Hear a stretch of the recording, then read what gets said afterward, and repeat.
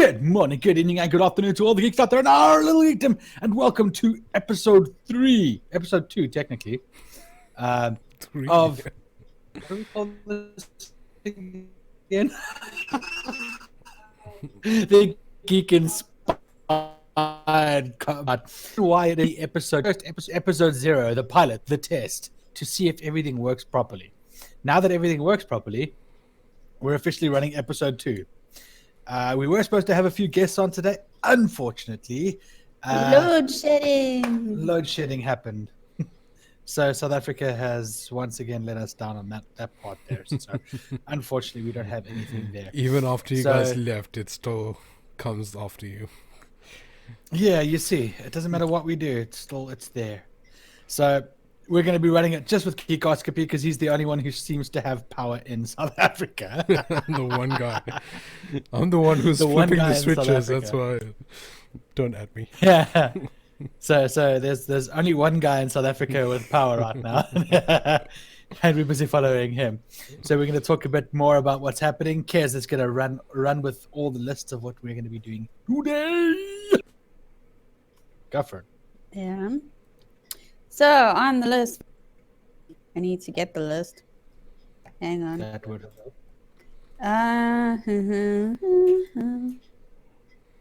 Scrolling. Oh, the One Piece live action series that's coming. That Chewns told us about. Oh yeah. So Netflix is. Oh, we get into the list and then we'll discuss. Netflix has officially announced a One Piece live action series with a 10-episode order. I think it's really interesting. Netflix has been investing quite a lot of money in anime in general, but it seems like they're also investing in live action versions. In general, live action versions kind of a hit and miss, more miss than hit. Almost than hit. Far more L's than wins in that game. But yes, I don't know. I feel like they've learned a lot of lessons, and they could be. It has potential, but like obviously no one's getting their hopes up about this One Piece thing. Like how do you even do it in live action? It's one of those shows that. It is so far-fetched the way it's animated and the way it's drawn. Like everything is like Ichiro Oda's drawing style is just so like over dramatic and weird and not realistic. So how do you translate that into live action? That's a big question. But that's a good question. Wait and see. Yeah. What do you guys think? I suppose. I don't really know very much. So, I mean, you're talking to someone who hasn't really done the whole anime thing very much. So, yeah, I don't know personally exactly how it's going to work out. But, you know, Netflix's track record with live action is, as you said, it's a hit and miss kind of a thing. You know, there have been times where they might get it right, and there have been times where they just have not gotten it right. And unfortunately, it's been more of the latter. Yeah. So yeah, well, as you said, just gonna have to wait and see. Unfortunately, that's all we can do. I think it's also Netflix is trying to take market share now from other places that are not necessarily related to Western audience, because we got other streaming platforms like in for the most part in the old days we had just like Hulu and Amazon Prime, but now we're getting new platforms like Disney Plus, which are going to take a lot of market share away from Netflix. So I think Netflix is making big moves to try and get into the Eastern market, and the kind of the Western audience that watches Eastern shows, which is interesting because it brings up the question of what's going to happen to other anime streaming platforms like Crunchyroll and Funimation. But yeah, there's definitely a shift in the marketplace when it's coming to online video, and I'm interested to see where it goes because it's going to get very expensive if you want to watch something these days, or if you want to try and watch everything, or try and stay in the conversation when it comes to things, because you're going to have to sign up for 5, 10, maybe 15 services down the line. Yeah, and it's going to turn into you may as well just get DSTV and hope for the best kind of thing, because you know how it works. I mean, DSTV is so damn expensive, and they'll probably just go, okay, well, we'll get all of them, then you have to buy from us anyway. So yeah, I'm assuming that's how it's going to work. Well, for us it'll be Sky TV, but for you guys, DSTV. Well, let's find out what Kez has to say about it, since she hasn't said a word since we've started. Out a video in which I kind of sort of get out. So the video that you are busy watching is thanks to IGN Entertainment, and obviously it's about the anime series. Unfortunately, I can't hear what they're saying, but it's just to give you an idea of something in the background. Hang on. What I think about it is it's going to be quite interesting to see how they do it. But all we can actually do is see and wait what happens. A good person to ask is actually in the chat, Mr. Silverback himself. He might have a few words on what to say as well. Because he is so clued up on the anime. While we wait, though. We're going to fill the silence somehow. He says, I believe DSTV is currently working on a streaming box of sorts, but they want to put multiple streaming services on. Interesting. I don't know why they would bother getting into hardware right now when this me too. The platform is useless, but Mm-hmm. Okay. If you got your priorities in certain places, then don't blame me if it fails. But yeah, that sounds like DSTV. He also says, in the grand scheme of things, he thinks it'll turn into an IP war. It is. I mean, it's already happening. Like, it's been happening, especially with Disney just taking away their stuff from every other platform, and it's rough because right now, if you want to try and watch everything, you can't, unless you are spending like hundreds of dollars to subscribe to everything. So yeah, it's going down a very sad tunnel, unfortunately, and looks like pirating days are going to come back with a bang. Yeah, they will, because you know what? These guys don't realize that people cannot afford to keep paying the exorbitant prices that they charge just for, a couple of episodes or something, and eventually they're just going to start losing money again because they were stupid and didn't think, okay, let's all just keep it on one platform and, take our royalties from there. No, we'll just take our own platform and then make everyone go back to selling the high seas again. Mm-hmm. He says, we've already got exclusive streaming rights and such. Sooner or later, someone is going to try centralize it all, put everything on one platform. Right now, it seems Disney is the only company capable of doing. No. Disney couldn't even launch worldwide, and they're the biggest media company. I don't have a lot of faith in Disney. And he says, I think they'll catch on to our inability to pay for all these different services eventually. Nah, you know what? One day. I'm inclined to agree with Chewns here. It's one of those catch-22 situations where Disney they're too far up their own asses to actually see the woods for the trees, to be honest.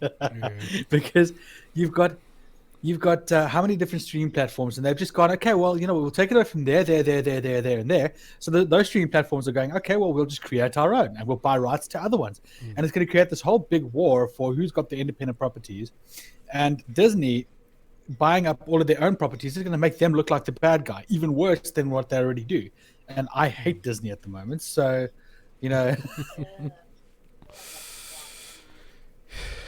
ban the bot. We have a bot on our chat at the moment, but Kez will ban it.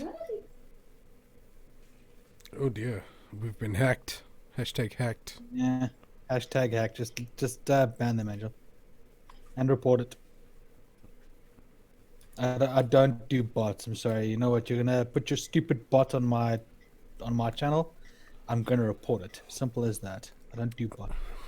On some level, you should be flattered that somebody bothered, or a bot bothered to bot with you. Nah, I will never be flattered by that. I'm sorry.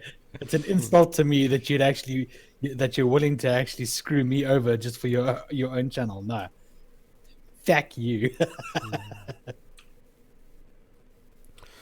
What I did see come up was a lot of what do you call this? Trailers for Disney Plus shows, Marvel shows. Yeah, so I've started losing interest they're in Marvel. definitely pushing Disney Plus hard, or they're trying to. Yeah, Because after But they after are. Mandalorian, there wasn't really that much to watch there, unless you wanted to go back and watch the Marvel movies. Like I wanted to watch Endgame and I couldn't, because not Endgame, the first Avengers, Infinity War, because Netflix had the rights to it until like July or something. So it said there it's Yeah. coming soon, July. You gotta wait. So I see, it's think DSTV all over again. it is. It is. Oh yeah, Jonah. Why don't you just join in the video? Silverback said either that or they'll all keep pushing out content in an attempt to appeal to the masses, where we're going to end up with unspecialized content. Think of the gaming industry, very few new games catered towards specialized audiences, leaving everyone not really enjoying the content. Then he said, I get the sense that Disney could release globally, they just didn't, a bit like Warner Brothers with DC Universe.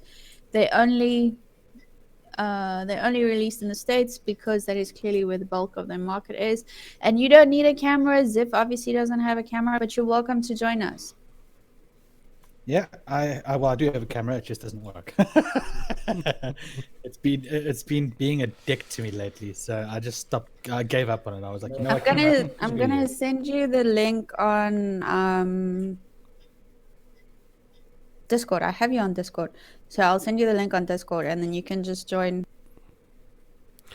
I don't necessarily think it's because where the bulk of the market is. I think it's got more to do with regional rights to their movies and their series, because it's very complicated. Yeah, and I think Because South Africa Disney is has one of been those- around for so long, they have all these weird deals that last decades, actually, with syndication. Yeah, But yeah, you also got a point that the US is a far bigger streaming market than most other places. yeah, exactly. Welcome to the stream, Johnny. Greetings. Oh, it's Jonah. How you doing? Can buddy? you hear me? No. Can. We can hear you. Too loud. Oh, can No, you? no, Okay. no. My icon's not Whose lighting up. I'm voice not is used that? to these group chats. Who's that talking? Who's I that? wonder. It's Jonah. I can't hear but you. it's too loud I'm and it's kidding, too I'm kidding. bassy. Don't do anything. I'm just being a dick. Okay, no, look, I think there. Oh, South African internet at its best. Top tier. Top tier.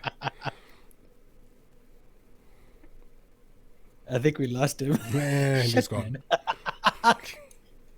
And it's gone. Hey, it's gone. And we're just gonna do something here. We're gonna do something here, and it's gone. We're literally trying to phone a friend and it failed. Yeah. So we lost How the sad is millennia. that? We only got 50-50 South left Africa, who and wants to be a ask the South African audience. millionaire? Changing the name of the stream to add him in because he is technically here. We just can't hear him. Why not? If you can hear us, we cannot hear you. Jonah is dead We in the lost water. your voice, Bree. What's next on the He's list, guys? typing. He's back. Next on the Let's list. try this again. Oh, there he is. Oh, there we go. It's a lie. I don't know what's up. I really don't. Like, we haven't had any Wi-Fi issues here by us. Like, I know the rest of the country's been struggling. You've been fine. And now all of a sudden it decides to act up. I don't know. I've had more trouble with ESCOM this week than I have with the Wi-Fi. So, Gassy, Jono, you just ruined it. You know that. okay. Sounded like you were moving on to another topic. No, you can say what you wanted to first, and then we can move on. Sure. I feel like Disney. Okay, I don't want to be like a fanboy and say they most definitely could have released worldwide in one go. I highly doubt they could. But I get the sense that there is some other plan going on in the background where they specifically decided not to release internationally.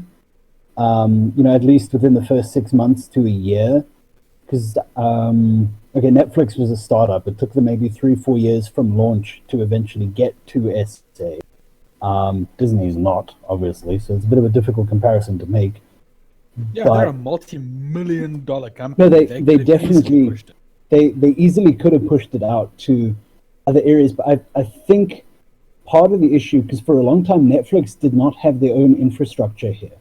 I don't think Disney has the streaming infrastructure in place in SA. Now, I know it's easy enough to stream stuff internationally, just grab a VPN and go for it. But there's probably an internal standard somewhere where they're like, no, we want it to be this at minimum. And if it's not that, then it's not okay to have it be there. So it's going to take a while for that infrastructure to be here. But another reason I mentioned DSTV earlier is because I've got an inside source who has told me DSTV is trying to do this thing where they want multiple streaming services available through a single package in SA.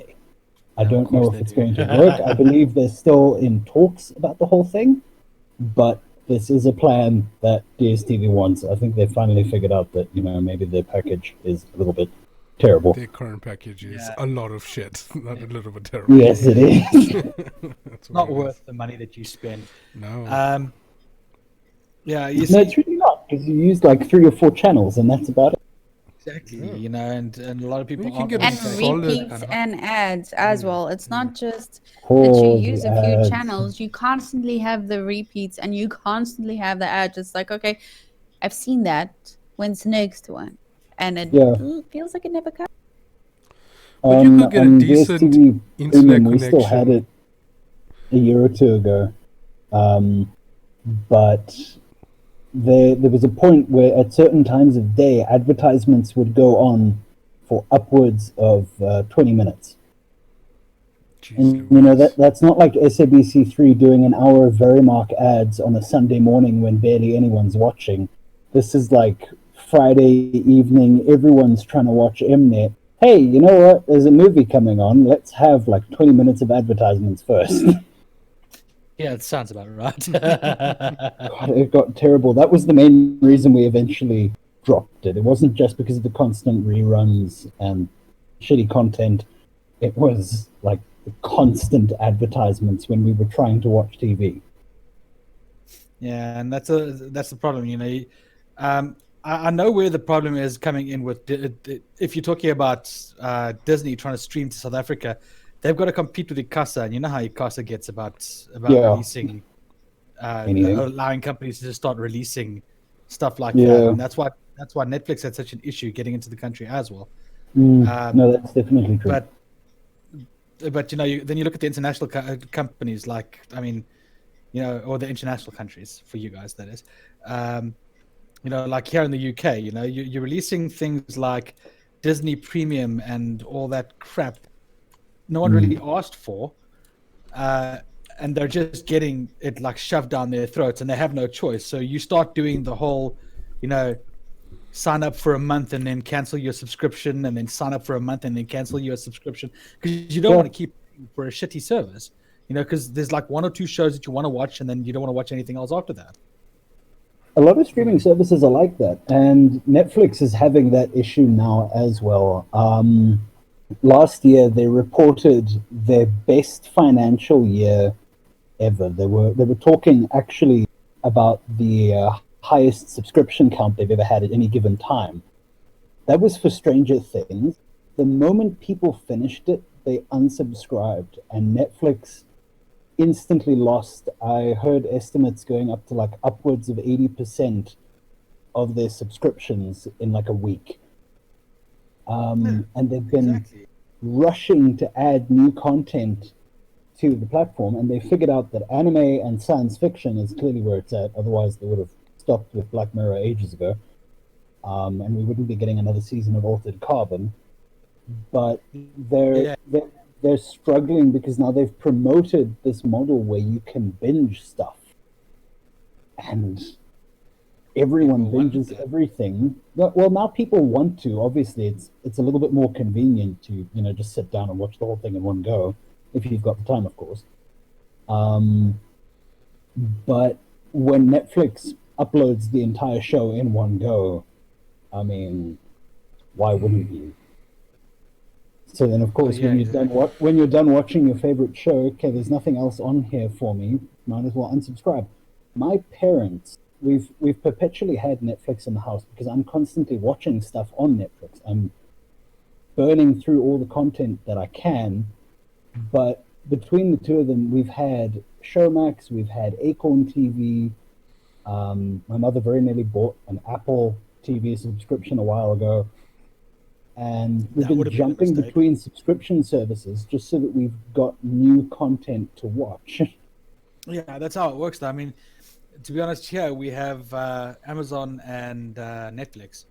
And we switch between the two. No, we have Sky, Amazon, and Netflix. Yeah, Sky, like the DSTV of the UK. Yeah. Hey, that's part of why Disney's releasing stuff on a week-by-week basis as opposed to all at once, which I think is very smart. To keep people watching.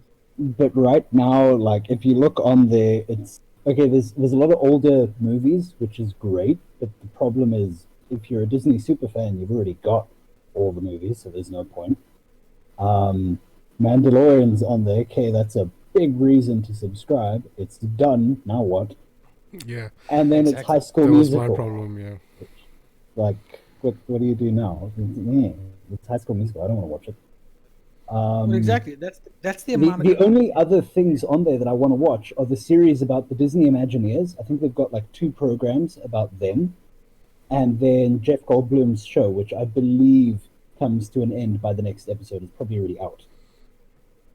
That's like the only stuff on there that I am even remotely interested in. Well, isn't that the problem though? Is that they've got all this Disney stuff. Oh, look at us! We're starting our own streaming channel. Aren't we clever? No, you dipshits, you're not, because you're starting a streaming channel where other companies have got more content than you do. Yeah. And basically, all you're doing is having the subscribe, unsubscribe. That's not a way to make money. Anyone can see that's a shitty business model. But they keep using it because everyone else is doing a subscribing thing. So why not do the same thing as they do? And in my opinion, you guys are supposed to be like the makers of. Do something about it. Make a dream. Yeah. For fuck's sake, but use your own damn idea. Jonathan, you know what bothers me? Jonathan, can you drop your volume a bit? You're clipping quite heavily on my headphones. Sorry, it looks like it was at max for some other reason. Yeah, but you know what really bothers me with Disney's streaming platform now is not too long ago they bought literally everything that Fox owns. Yeah. They bought a massive chunk of Animal Planet. I think they now own the entire thing. Fox had like 20%. They now have the rest. Disney already owned the majority share prior to that. They now own a chunk of National Geographic. Yeah. They own Ice Age, they own Aliens, Avatar, all these franchises, a lot of which are not family friendly. So I was very confused when Disney then went off and said, no, it's only going to be family friendly content. And now they've like selectively picked through all the stuff that they bought. A friend of mine's been using Disney Plus through a VPN, and James Cameron's Avatar is on there, and a couple of other non-Disney properties are up there. But they went and bought probably one of the largest film catalogs outside of their own, and they're not even using like 10% of it on their platform. It's stupid. It really is. It's probably the most lame thing I've actually ever seen a company do. And it's gone literally stick their finger up their arse and say, "Hey, look, we're making ice cream," Hyperrealism is Yeah. You've bought one of the largest IP collections on the planet outside of your own, and you're not using it. Exactly. What the actual fuck, Disney? Well, yeah, exactly. Well, What the actual fuck I is? only You hope know what that the they hell have you're some doing? kind of plan. I'm gonna put that on a t-shirt. What the actual fuck, Disney? That's jot that down, Kaz. That'll be one of our t-shirts when we eventually get merch, along with the Yeah, we'll see if we can get paracetamol something. as well, and ibuprofen. I'm communicating with Hyperlizard because I asked how he is and he said he's sick in bed. So I said I'm sick on stream, and I said I'm Yeah. medicating. It's Yeah, I've also got a busted ankle as well. I took some stuff. Kiz is joining the Busted Ankle Club. I'm joining the busted ankle club. My ankle's better than yours though. I can at least relatively walk around. Yeah, no, My ankle's I better couldn't than walk straight for like yours. 2 days. Like I'd use a stick as a Now I crutch. can at least walk. So clearly I didn't bust it too badly this No, morning. now I can walk on it. I feel like but I'm still- out of the loop. What did you? Me. I was late for my bus this morning and I had to rush. And as I rushed down the stairs, I kind of twisted my ankle. Well done. And Giannis, what's your excuse? What did you do? I took a wrong step off my stoop, trying to turn the hot water on, and yeah, I sprained my ankle and Wow, my knee. okay. So I sprained my right ankle and my left knee.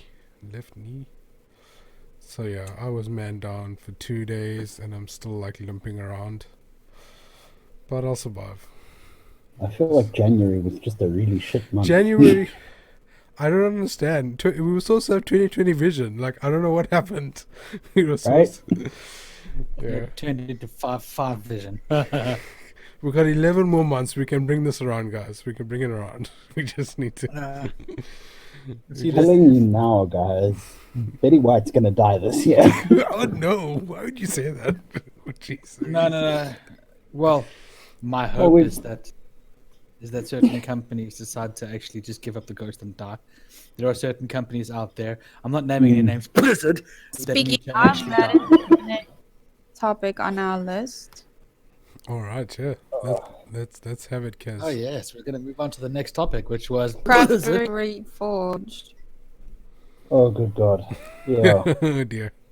What to Are we say? even going to talk about? Are we going to even talk about Warcraft? Or are we just going to talk shit about Blizzard and how cock they are?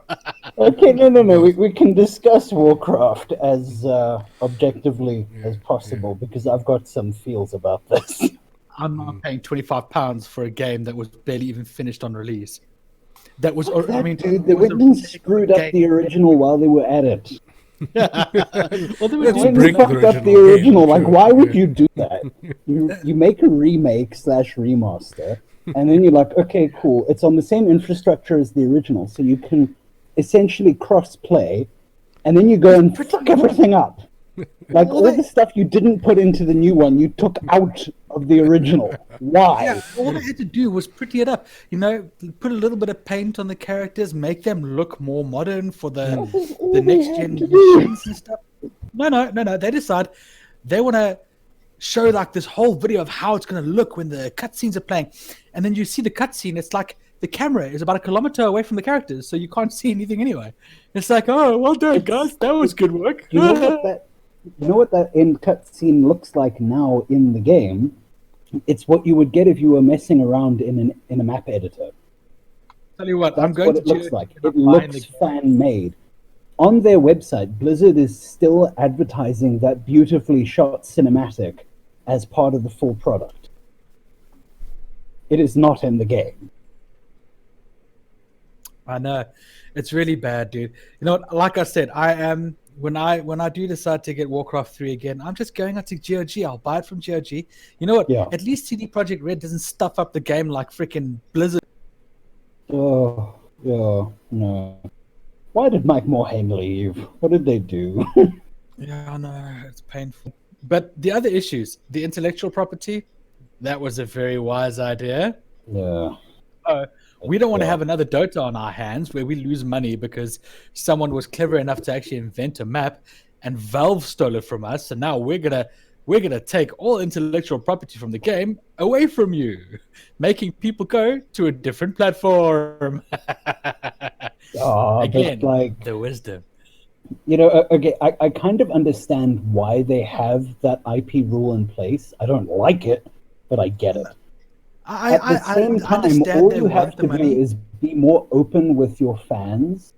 And if you want to take a fan-made map, maybe, I don't know, give that fan royalties. That's what I said. Otherwise, you're just taking money away from them. At the end of the day, just bring them in. Because essentially this whole thing of owning other people's work is bull. And now, of course, because of the new rule, fan-made maps that include other IPs are now also against the rules. Yeah. So a whole slew of really popular fan-made game modes are gone. And I think at this point, I'm not even going to buy the game. I'm just going to go and get a cracked version and use that. Yeah, screw that. Like I said, I'm just going to GOG. Just keep the original. That's what I say. Play the small one. What's the difference, really? Ooh, it's just prettier. Wow. Yeah. But now, how long until Blizzard forces GOG to use an updated version of the game? Either that or they'll force them to take it off the storefront. That's...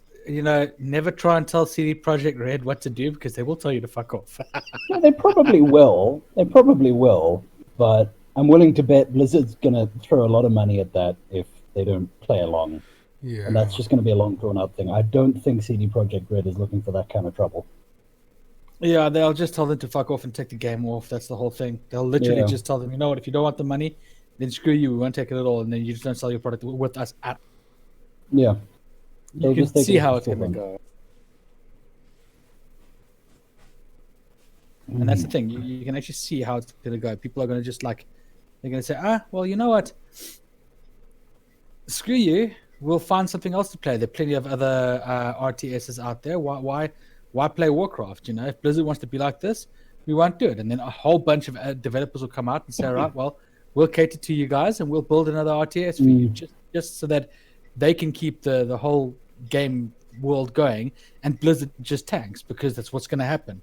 I mean, you've got their World of Warcraft release, which was good from their classic release, which was apparently quite good in the beginning, and then just became boring, and no one really wanted to play anymore, and now it's dead because World of Warcraft was dying. Let's face it, it was dying for a long time. It was on its death throes for the longest time. It's being outbeaten by MMOs that are far superior. MMOs that actually cater to the player rather than cater to their back pocket. And that's the issue. You've got things like Star Trek Online, Neverwinter. You've got all these free-to-play MMOs out there that are ripping World of Warcraft a new hole. You've also got MMOs out there that are pay for the content only once ever and never again. That's like another issue I've always had with Blizzard. The DLC costs as much as the base game. Exactly. And you look at what I was doing. Look at what Kez and I do. We play Guild Wars 2. We bought Guild Wars 2 at full price. We bought Heart of Thorns and the Path of Fire at a normal DLC price. It's not the same. We didn't buy those. We were gifted those. You know what I mean. All right. They were purchased. Whichever way they were purchased, and it was a DLC price. It was in South African terms, about 250 Rand for the DLC. Yeah. 500 Rand for the original game. That's not bad. So, and that's where Blizzard has started actually failing because it's DLC the same price as the game. Re-releasing of a whole bunch of games that didn't really need to be re-released in the first place. And remakes that, well, let's just face it, Warcraft 3 will always be Warcraft 3 as the older version, not the new version. Not that there's much difference between them now, sadly. Yeah. I still want to know what was going through whatever studio executive's mind when they made the decision. Let's change the original. Let's fuck with perfection. Like, how do you get to that conclusion? Okay, so you can't get Warcraft 3 on GOG. However, you can get Warcraft 2, the Battle.net edition, for £7. And Warcraft 2 was like one of my favorites when I was a kid. Yeah. But unfortunately, they don't have 3. Gonna have to. Gonna find a workaround. Looks like people are gonna have to sell the 7C. Yep. Back to Pirate Bay we go. Just when you try to like sail straight and not pirate shit and support your favorite developers, then they pull this. That's the most annoying Exactly. thing. That's the most annoying thing. It was my issue with like Disney Plus. It took me like 2 whole days to figure out how to actually pay for the thing. And it was ridiculous. Yeah, I know, like an American credit card, VPN, and You can't do it with credit card because it checks where your credit card location is. So you have to buy. A friend of mine tried that, and he got quite lucky. He's got family in the States. So he's just like, you create the account, you pay for it, I'll pay you back each month. All right. Oh, that's So as far as Disney's concerned, he's an American user. Yeah, no, you're Until lucky we in go that and aspect. install the VPN service. That's There's another workaround, but I won't talk about it. Yeah, you guys, Google is your friend. Yeah, we can do that one off the stream. Yeah. That's generally how it works. Don't want to be giving the secrets to the enemy here. No, they don't need to know all the skills that we internet ninjas use to get what we want. Yeah, no, they're not to find out. Yeah, I don't have much to say about Activision. For me, old game is old. I don't care. I enjoyed Warcraft 3 when I played it back in the day, but I have no intentions of going back to it, especially hearing all the stories about it. Because, like, to me, how do you mess up a remake, like, in this day and age? Like, we've been doing it for so long. Like, it should be a master thing. You could just give it to, like, Blue Point or something, and they'll do it for you. Like, you don't even have to do it yourself. Like, Exactly. So How difficult is it to paint something? Yeah, so I don't know. Like, I don't even have any words to understand what was going on at such a big company like Activision Blizzard. Like, what is going on? Yeah. So Yeah. Look, I was excited when they said, "Oh, there's a new Warcraft coming out," and then it was like Warcraft 3 Reforged. Why? Why mess with something that's already so good and that all of us liked playing as at a young age? Like, I remember, and Ziv knows that because I told the story. I remember being in primary school and going to LANs with my dad and kicking ass at the co-op things and the competitive things, just for the shit of it. And that was Warcraft 3. That was the standard game, and that was what you played. And now, you just get to play with better graphics, or because it's prettier and it's new and it's reforged. and it's not even. It's Why not not even. just make Yeah. a new one? The models don't look that much better anyway. Like Yeah. the colors are a little bit better. The models don't look that different. It's Like, not unless even you how get they up close and advertised it. personal, they don't look that different at all. But also, this is why I never play against Kez, because she whoops my ass at Warcraft. I mean, I kick her ass at StarCraft. She has no chance against me at StarCraft. She picks the Zerg and I still annihilate her. But when it comes to Warcraft, she knows her shit. That's something that scares me. If they've done this with Warcraft, is What's StarCraft. next? They've already You know, I remade think- StarCraft a few years ago, but it kind of sort of just fell by the wayside. Are they now Yeah. going to remake StarCraft all over? It wouldn't surprise me if they are at the very least tempted to try remaking StarCraft, but StarCraft 2 is still doing quite well Really well, yeah. overseas at the very least. Maybe not so much in the Western markets. But in Korea and China, it's still booming. I don't think they're going to change it anytime soon. That is, wouldn't be wise. as to. we've seen, they are very willing to bow to the Eastern markets and overlords. So I don't think they'll be yes. changing too much. Oh yes. I That don't is so- think they'll change too much on that front. Yeah, it's sad. I wonder if they'll make a new one that is more geared towards like esports and like cashing in on that That's a bit- cow. That's a bit difficult, though. It's most esports Losing. phenomena at the moment. Are you losing me again? Just in the Michael. beginning, we didn't Oh get no, much I ahead. stuttered there. Sorry. It's a bit difficult to gear a game specifically towards esports. You know, I get the feeling that they lucked out with Overwatch, but at the same time, when it came to Overwatch, like the game released and then instantly they were like Overwatch League, Overwatch contenders, you know, within the first 6 months. Yeah. That kind of shit had to be planned out at least a year or two in advance.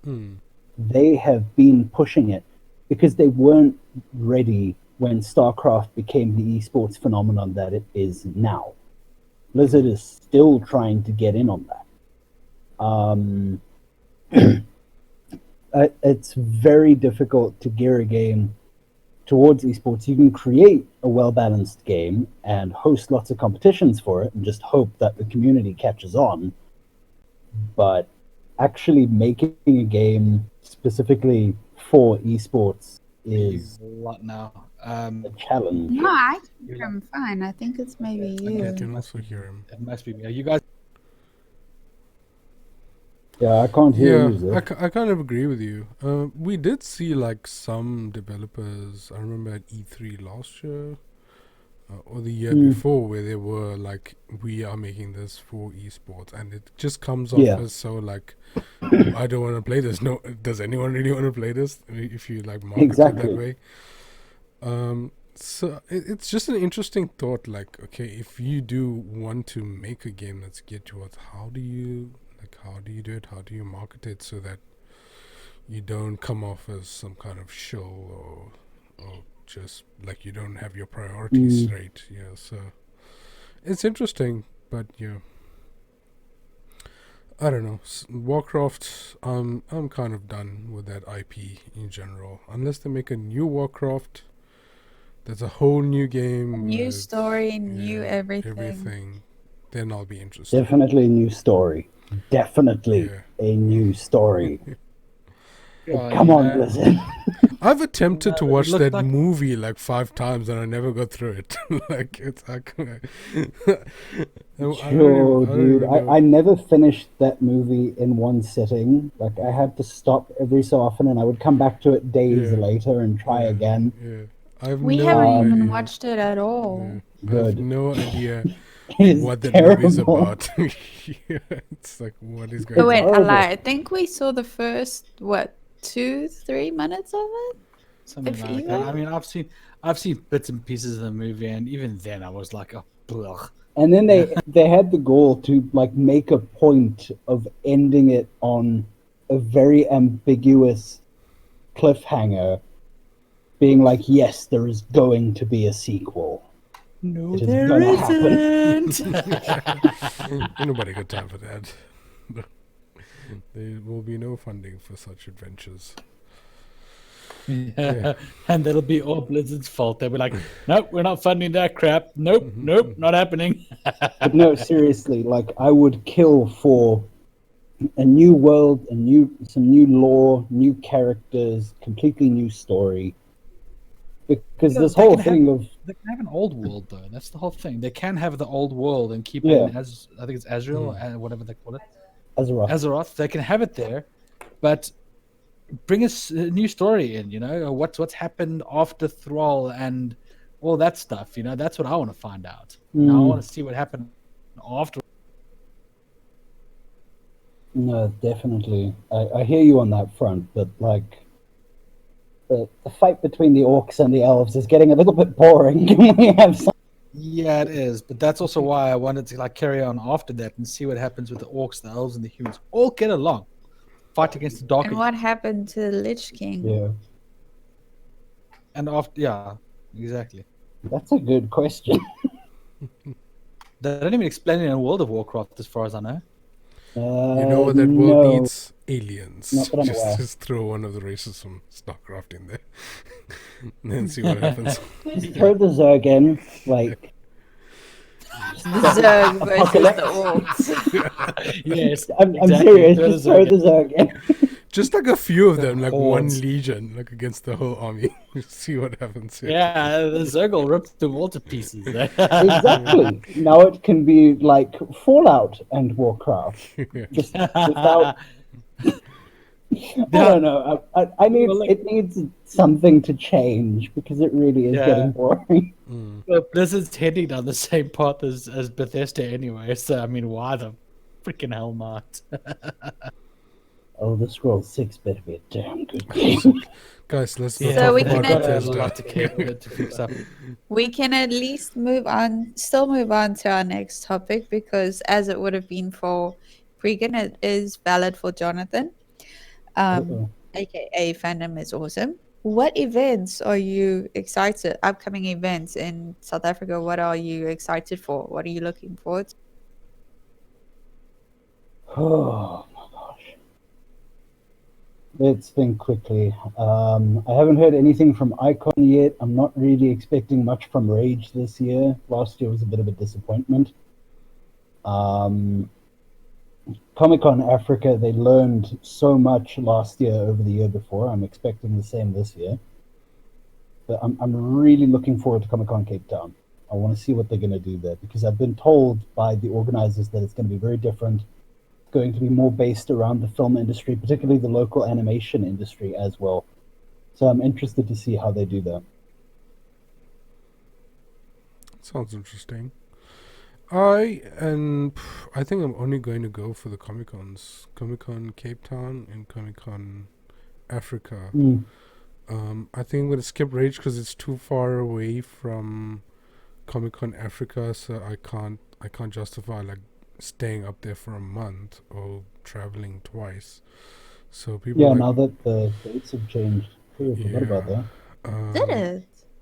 Yeah, Rage recently announced their dates for this year. It is the first weekend of September. Meanwhile, Comic-Con is still occupying End of that September. weekend with at the end. Yeah, so it's too far apart for me to stay there yeah. for a while. No, I hear you, dude. And it was kind of lackluster, especially because last year it was after Comic-Con Africa, and my first like Joburg experience was Comic-Con Africa, so it was like, it was like jumping off a cliff when it came to like quality and experience in some regards. I definitely liked at Rage just the developers and speaking to them, because they had way more spotlighting at Rage, I feel, compared to Comic-Con. So I'm giving that a skip. Ikon Durban is cancelled, so I can't go. I saw that. Can't go That's for kinda that. sad. They said they might do smaller events, but really it looks like that's up to the local community to plan those. So we'll see what happens. If Project Mayhem does something for Halloween, I'll probably go down for that, but I can't imagine anything else. And you, Jonas?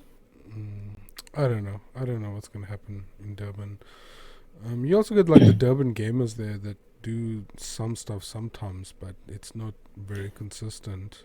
I like those guys, but Durban doesn't seem like the geek There's not community much happening. wants to come together. Like everybody's just fine to be at their houses doing their own thing. It's For the moment, hey, Yeah, for the moment, I've yeah. seen a lot of, okay, they're not really big things, but I think it was Create ZA that recently hosted a content creator meetup in Durbs. well, yeah, couple Creed of, ZA is doing that all over the country. So No, I know they're all Yeah. over, but there was an event in Durbs. I saw the guys from Nerdgasm posted a few pictures, and there were a lot of familiar faces in there, and all of them were content creators. yeah, I know a few guys. So at the very yeah, least, but- there'll be meetups, but like, is it really Yeah. worth driving all the way for a meetup? It's not really worth driving all the way for a meetup now.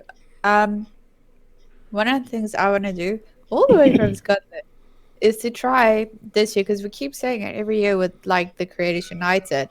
Oh yeah. Sorry, if I'm stuffy, it's because I'm sick. What I want to try and do is for the Durban people and for the Cape Town PE guys, get you guys involved as well. Go to some other place and do it as well. And I know it's like a meetup and stuff, but it's something you can then, for like example, you don't know, maybe there's another content creator down the road from you. Yeah. Then you can meet them and say, hey, let's do something. No, that's true. We might have to push that a bit harder this year. It was. I couldn't make it to the Creators Ball last year, but I remember hearing that it was quite a success. Much better than the first year when we had like 3 weeks to plan everything. But as soon as the planning gets sorted for that, then obviously everyone will know about it. All right, now I'll make sure to keep an eye on that Discord then.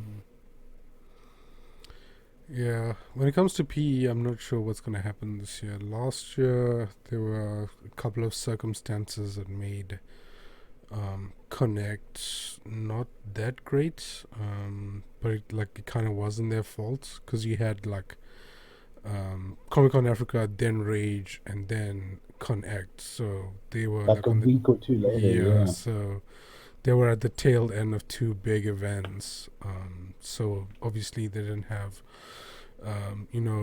exhibitors coming in with any stock, and people would have spent their money elsewhere by that time. So it was rough. I'm not sure what's going to go down this year. I'm still waiting for feedback. Jeez, my cat just almost fell off something. So I'm thinking like PE is going to be quiet this year unless I try and organize something with some people. Yeah. So I think it's basically Comic-Con's news, yeah. this year for me. Like it's I hear you, dude. I hear you. Well, we've got two Comic-Cons though, now, I haven't seen quite a bit. Obviously, I do still try and keep in touch with the South African cons and stuff, but I haven't seen any. I missed the Rage date changes, but I haven't seen any other announcements for events, unless I'm just blocked. Geekfest hasn't said anything, but as I understand it, they are under new management. Rush, I believe, has moved in with the Rand show in a very weird move. And from the sound of things, Ikon and the Rand show will be clashing again. As always. Yeah, as always. Empress is just really not helping Les's case at the moment. Shame. And he hasn't announced his dates yet, but I saw an announcement for the WCS entries, and I realized it's going to be the same weekend. Yeah, I saw that WCS has now moved to the Rand show, which is really weird. Yeah, but now it looks like part of the judging process will be happening at Ikon. So Ikon will still have at least part of it. I'm not entirely sure how the whole thing's going. But at the very least, it looks like the finals will be at the Rand show. And then it looks like the Rand show plans on doing their little messy Fortnite thing all over again, and their other cosplay competitions all over again. They're really trying to brute force their way into this community, because like the only reason anyone took part in their cosplay competitions last year was the cash prize.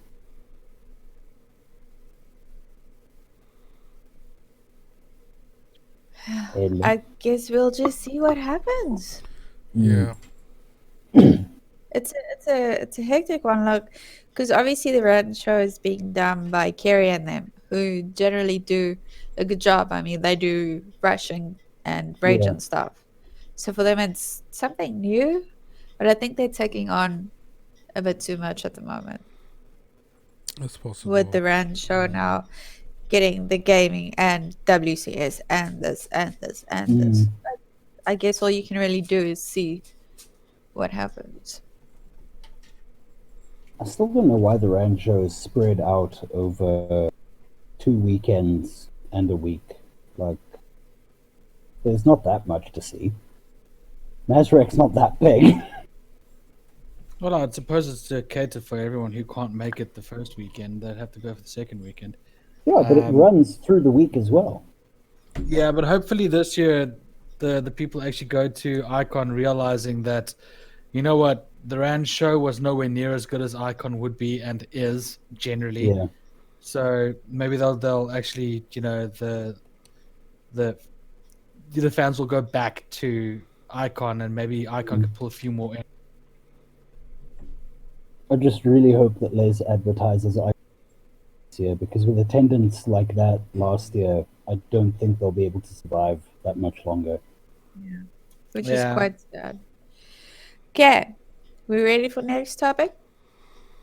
Yeah, I'm good. Well, one more point I want to add is that maybe it's just best to not have something every year. Like maybe you need to stagger it every 2 or 3 years instead, so that you have a more build up and more anticipation.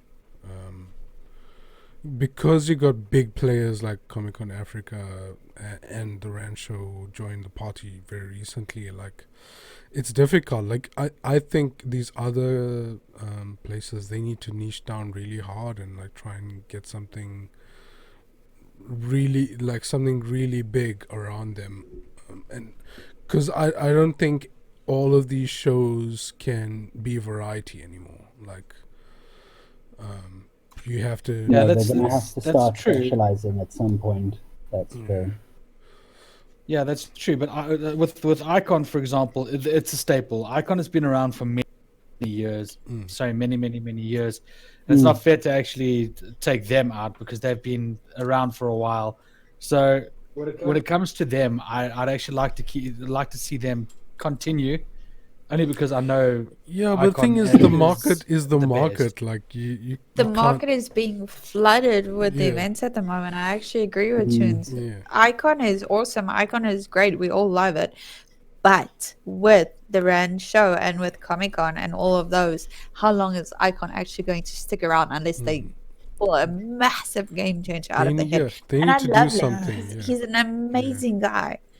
He's an awesome guy, and Grant, and it'll break my heart to see Ikon get sucked into it, because Ikon was the start of everything in South Africa, basically. Yeah.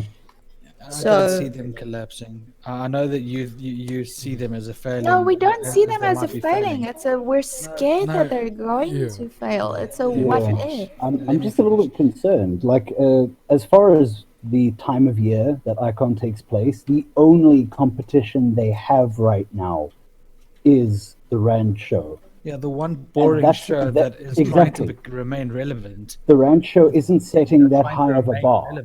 Yeah. But at the end of the day, with the attendance that Ikon had last year, a lot of people hear about it, and locally at least, here in Joburg, they're like, oh yeah, cool, I remember going to Ikon years ago. You know, the rose-tinted glasses, no one seems to want to go now. Yeah, the reason being that's a little bit of a concern. To a shit date, you know. I mean, no, who goes to the East? They've definitely landed the shit dates. I'll give them that. Like, again, Empress is not doing Les any favors. No. But with attendance being the way it is, as much as I would like them to survive, as Emma says, they're gonna have to change. Drastically, At the moment, it's adapt or die, really. And yeah, like for me, the main reason to go to, besides WCS, which of course now half of that is at the Rand show, is the panel and the guests. Yeah. No, look, they're gonna have to seriously pull something out of their asses and, you know, start catering to the geeks again, because they've stopped catering to the geeks. They've started catering to the people who will never go and see their shows, people who scream the loudest but don't actually allow anything to actually happen. And the problem is they never go to these kinds of shows. They're not interested in geek culture, and they never will be. So they've got to come back to the geeks, back to the people who they started with, because those people, they're changing with the times. So again, Ikon has to follow those specialization. Yeah. We'll see what Les does. I'm definitely attending Yeah. Ikon. I just really, really hope that they manage to survive and change for the better, because I don't Yeah, think sure. they'll last much longer in their current state. So see, we weren't Yeah. saying that they're gonna fail. It's more of a we're scared that they're gonna fail because we like it, and what if? How do Yeah, they and we were change? supposed to How be do on a they board. Well, stay I've around? I've We were never been supposed- to one, and I would like to go to see what it is. Like, Mm. I would hate for it to die before I get to see. Yeah. But you go like, oh, I'm going to Icon. I got my stuff. Icon is no longer. Oh, No. now what? Yeah, that would be terrible, though. Yeah, because Yeah, it the would first be. the first Icon Durban I went to was last year, and it was apparently like a really rough year. And it's Yeah. cancelled this year, so I haven't gotten any kind of Icon experience right now, and it's sad. Did Ikon Derb say why they were cancelling? I didn't see anything about that. I don't remember but I don't shared think the post on my Facebook. I don't think they said They didn't anything say specifically why, as to yeah. why. They mostly just said Could it's one cancelled. perhaps venture a few guesses, having been that you were there? Me. It's tough to say because I only have one data point to work from. I don't have No, but like, okay, previous experience. But admitting from what I that it from is what I a limited. yeah Yeah. from what I experienced, there just wasn't a lot there to keep your attention for a very long time. Like, I spend most of my time at Icon Durban just in the unplugged board game area, just like playing Yeah. all the demo board games. So other than that, there like wasn't really anything going on. Like, cosplay was at like a minimal, but then I'm not too interested in that type of stuff. The number of stalls were really low. There were some interesting activities, but not a lot. So overall, I felt like it was something like between Rage and Connect. Like, it was a very middle ground of what you could get for your money and your time and that sort of thing. So yeah, like it just felt like a fair, instead of like a convention, if you get what I'm saying. Yeah. So yeah, so I think that's why, like, I don't think they have enough interest or enough ideas as to how to make this into an experience where you would want to come, not just because, like, at Connect, like, my problem with Connect is like there's just a bunch of stalls you can buy stuff from, so you're paying like an entrance fee to go buy stuff. There's like one or two, maybe three things you can do if you're not part of the cosplay competition. So yeah, I don't like that type of thing where you have to pay money to buy. Like, why? Like, why am I paying an entrance fee to buy things? Yeah, Like, that's the issue Yeah, I'm I'm having looking- with Comic X. Yeah, I'm looking at a whole bunch of stuff here on their Facebook page. I can kind of see why they were cancelled, because people just, there wasn't enough interest in it. I mean, yeah. there were a lot of people that went to the gaming stuff and all of that, but that's nowhere near enough to pay the bills. If But their anything, the gaming marketing stuff is is really more poor expensive. as I well. wouldn't go to Like, this. Yeah. Well, the thing is, I wouldn't go to this, and I generally go to most cons, but this looks like it would bore the crap out of me. Be there for one day, and I'd be like, okay, It's see you along. lackluster. Yeah. I only went there Yeah. the second day just to play more board games with my friends and my brother. Like, Yeah, essentially, this was literally just a board Yeah. game con, yeah, which so- is cool for the board gamers, but it would never hold up in con season, for example, with cosplayers and stuff. And obviously other There geeks were as like well. there It were would card never- game competitions there. There were like Yu-Gi-Oh and Pokemon and MTG and stuff. But clearly not enough to actually draw the people. Regular folk. No, you nowhere know. near. I'm looking at It's these not pictures, enough they to just draw weren't- people that aren't part of the competitions. That's the thing. Like, that's a major Yeah. problem with some of these smaller conventions. And it's sad. I mean, the whole fact is it's very sad because, I would have loved to have seen it grow, and it just.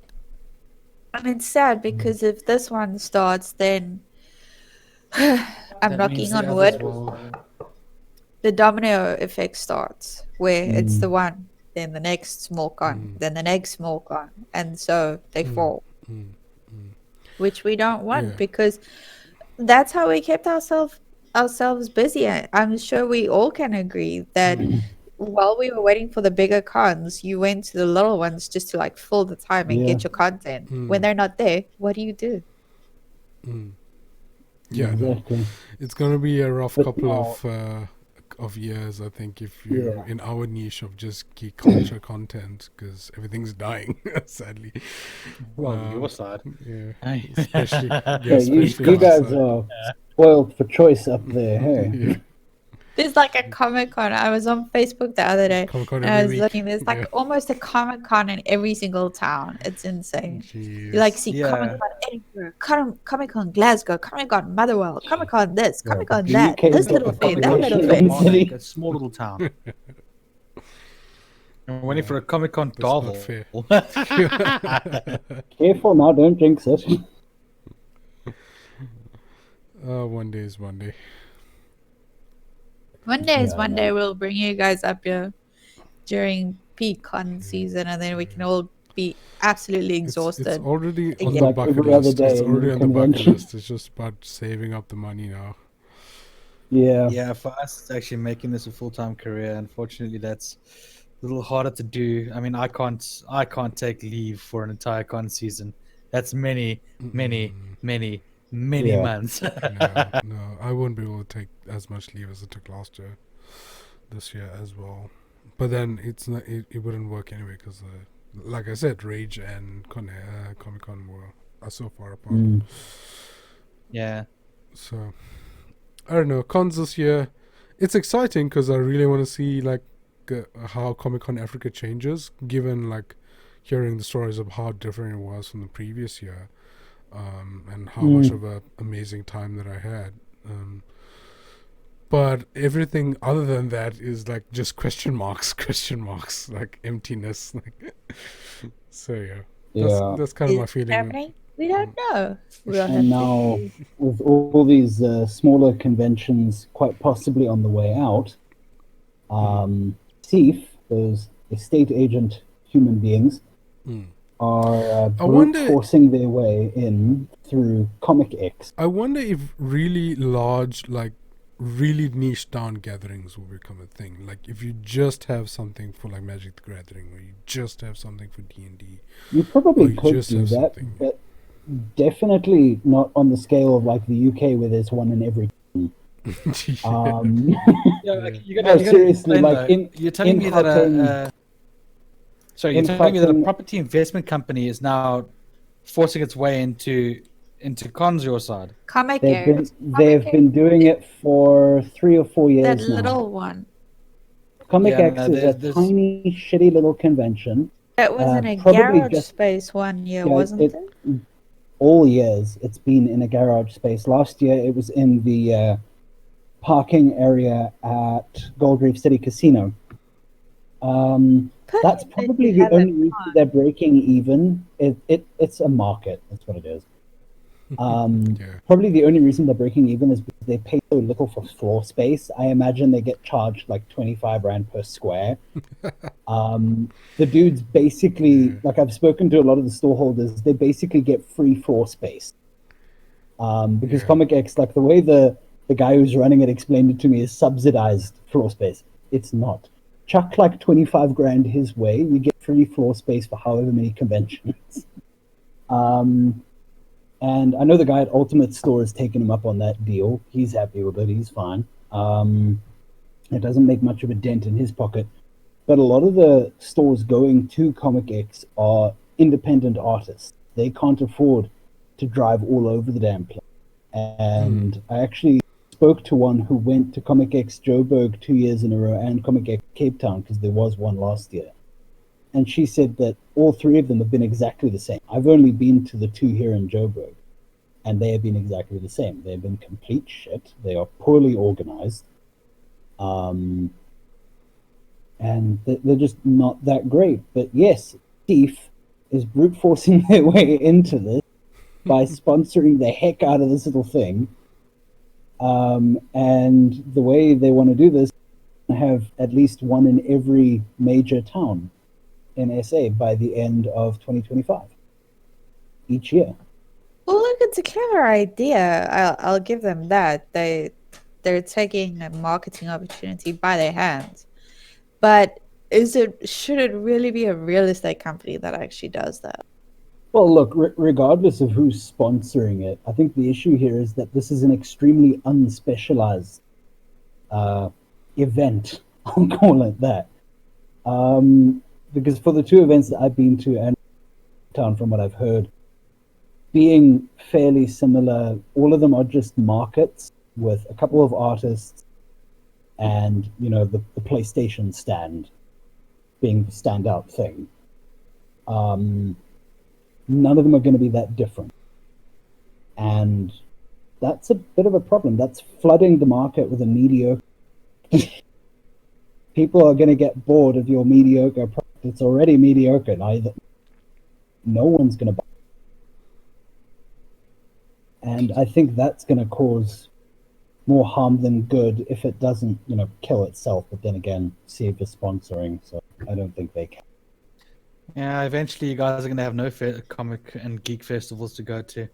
Then South Africa will have gone. We are just going to have full 180 and started going backwards in that community.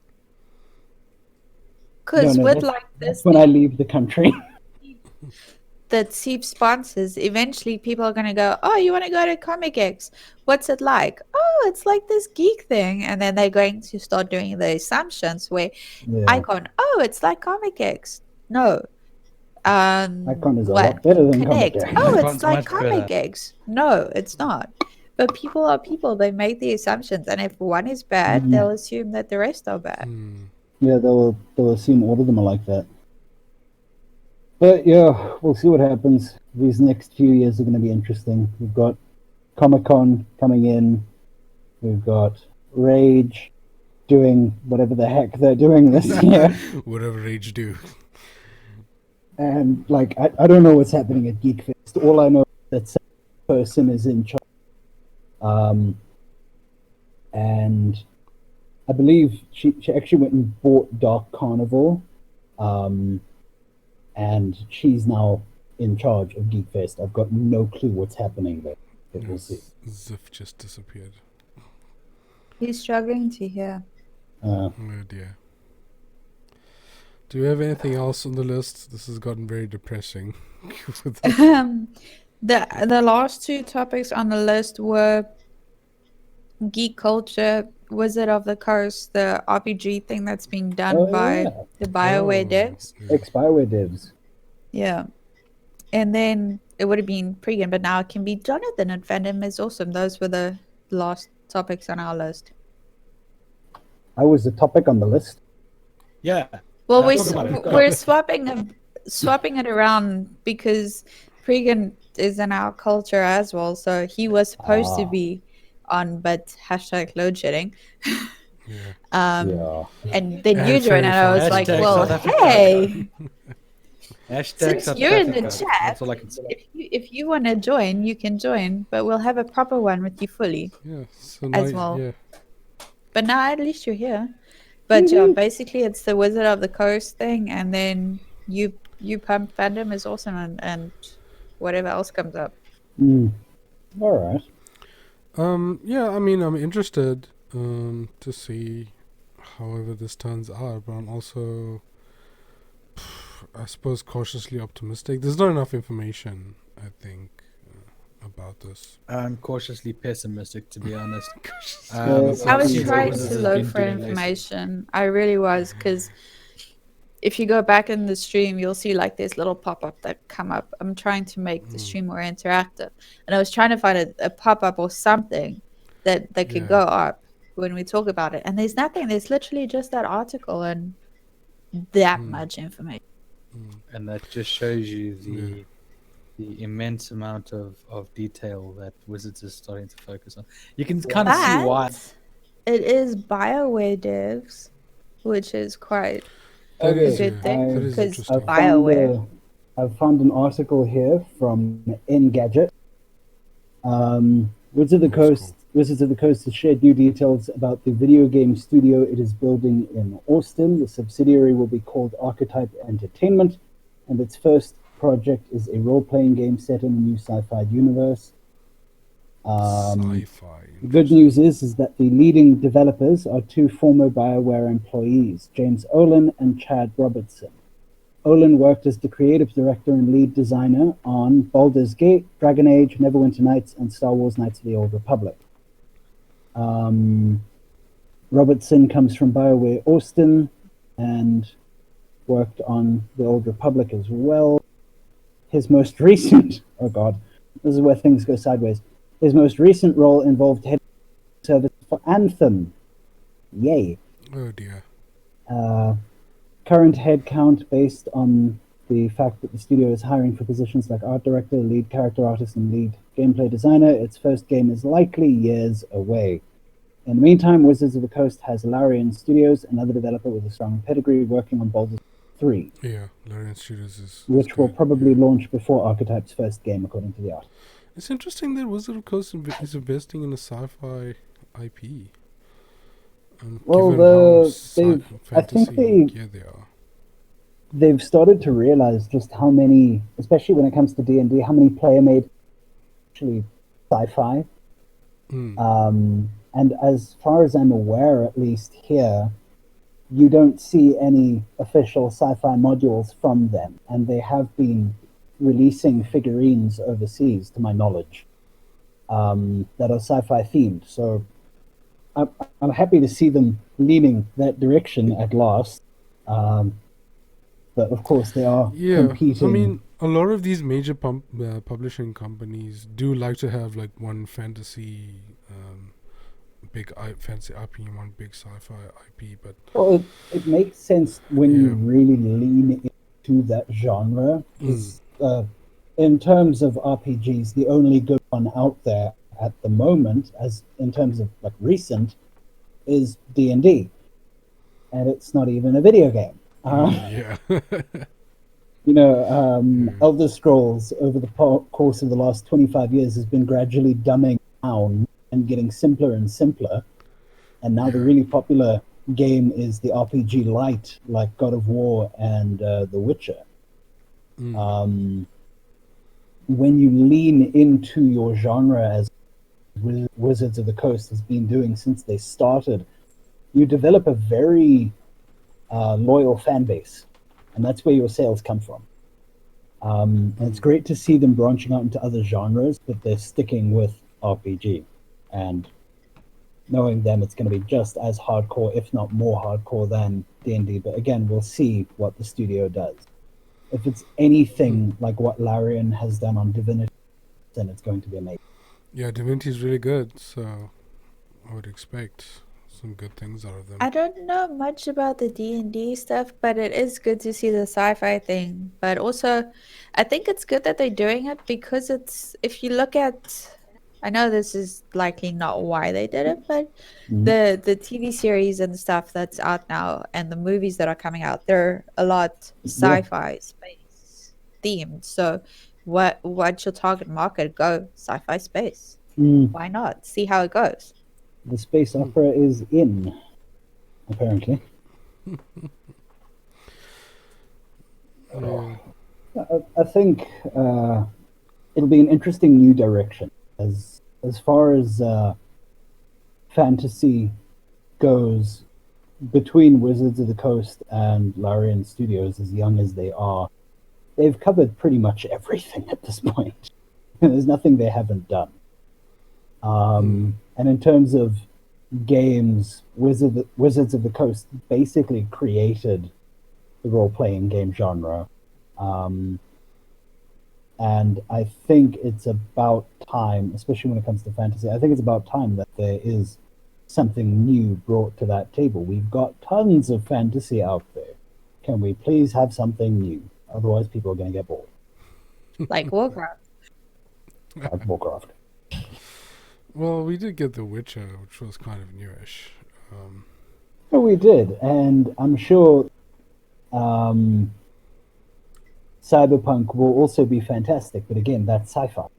I know we look at it as Cyberpunk, the genre, but no, it is a sci-fi game, yeah, for sure. And I think following on from Cyberpunk's popularity, a lot of other developers are probably going to lean into science fiction as well.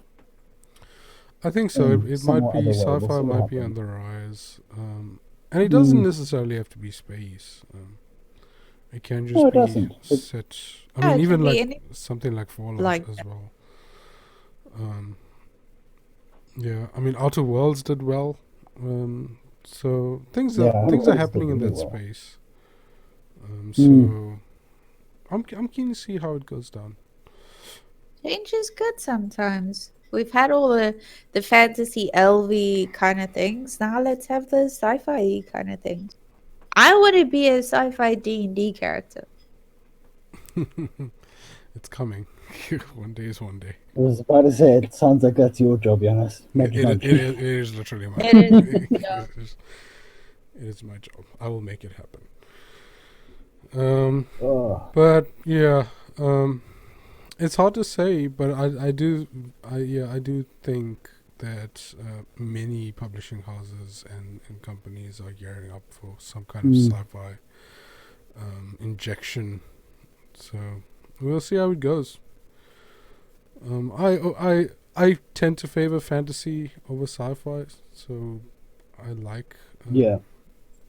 more fantasy stuff. But also, like, Mass Effect is one of my favorite games of all time, Mass Effect 2. So I haven't been able to get something quite like that since, and I'm itching for it. Like, I'm hoping that Say hi to Oddly Otter, everyone. Oh, hello, Oddly. Hey, Otter. Greetings. Yeah, so I'm waiting for my Mass Effect 2 experience to come again. It's been like far too long. What has it been, like 10 years now?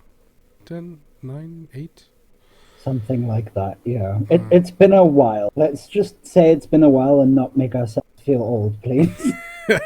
Don't count the years. Yeah. You are not one to speak. You are the youngest out of all of us here. So shut. Exactly. So if I'm feeling old, Yeah. it means we've got a Another problem. question is, like, when is stealth action gonna come around? Because MGS5 was a really good game. When it's going to come back when they either A, make a good Thief game again, or B, when Splinter Cell comes back and isn't crap. Yeah. And it doesn't look like Splinter Cell's coming back anytime. Yeah. Ziv should have Sam something Fisher cameo. around that. He played, I think, all of the Splinter Cell. Nope, I didn't play them all. No, I miss Splinter Cell a lot. I remember playing, I think it was Chaos Theory as a kid. Loved the hell out of it. And then I didn't play for years, and then Black came around, and it was terrible.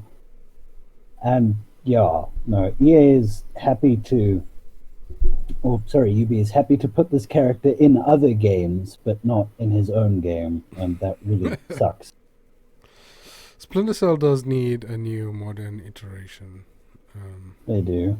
They really do. I think it's gonna be a while before we see another- a helpful, good especially because stealth we're not going to get a good Metal Gear probably ever again. Oh god, Yeah. Konami, why?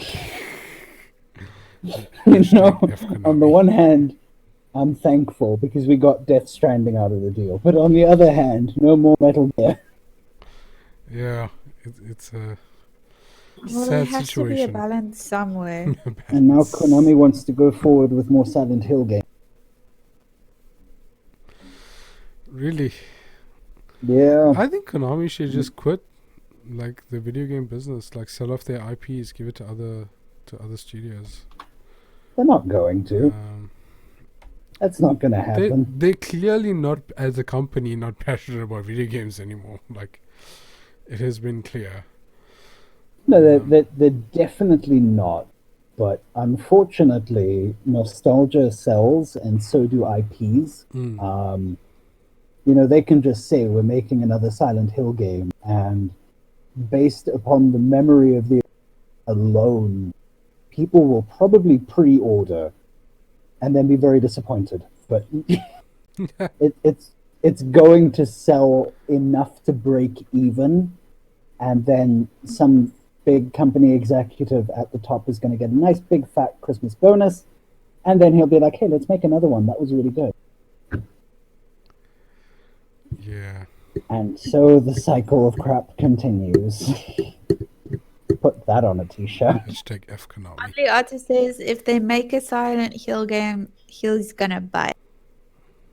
Yeah, you see, there we go. And according to the industry insider, it will be 2 Silent Hill games that they're currently working. He says not pre-order it, but he would be open to playing it. And then he says feels bad. Yeah, no. Yeah. We'll see. We'll see what happens. I'm see. not We'll excited see. at the prospect at all. What I but we'll would like, see. what I would really like, is just some studio comes out of nowhere and makes a 3D stealth action game. I think that would be the best. I don't know about a 2D stealth action, but I believe there's a indie developer working in either Unity or Unreal, and they're busy making a very Thief-like game, so it will be stealth action. I suppose Dishonored kind of I'm allowed to hits have on that nerve, but not quite, because Dishonored feels way more steampunky. Yeah, I suppose- Dishonored is a lot more steampunky. But steampunk is more of a theme than an actual gameplay. But like, yeah, I need something that just focuses on stealth, like, and I haven't gotten that for a while since. I'm not MGS5. good with stealth. It's about patience. Like, hey, here I am. It's about patience. If you can sit Oh, very there's quiet another for long Outlast periods on the of way, time. so stealth action, survival horror. There you go. Yeah, ain't nobody got time for Outlast, please. More scary games to play on stream. I don't Oh, it's I don't Outlast. get this whole thing where people need to stream scary games. Like, I just do Oh, it because I don't really have anything else to fill the time with. Play SCP Containment Breach.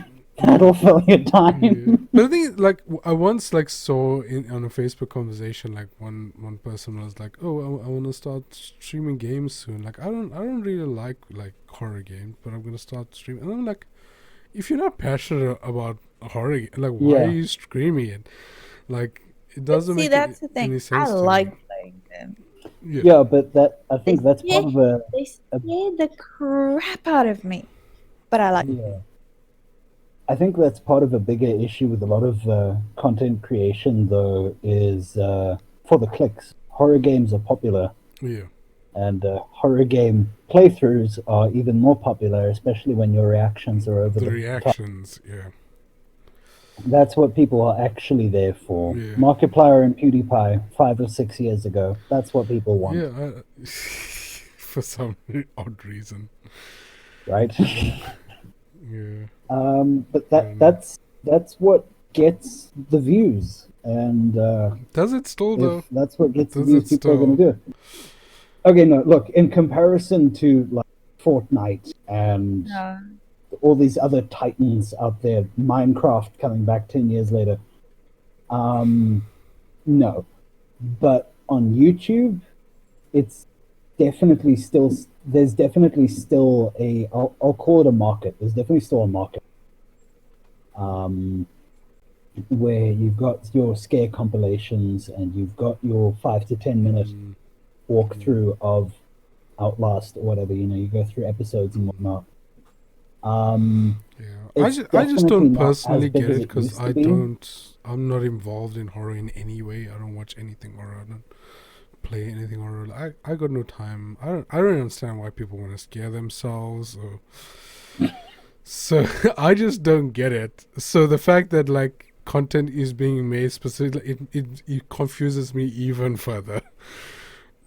But it's just It I don't know, depends it's on just the me. person, I think, because Yeah. like I do it just because I know that I get scared. I don't have the over of the top reactions. So I play it so that if someone out there is more scared than me, but they want to play the game, but they don't want to play it themselves, Yeah.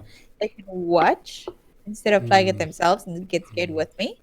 Or they can just watch. I don't really do it for the views or anything. I just do it because I like it. No, if you're having fun, you're having fun. I don't have any issue with that.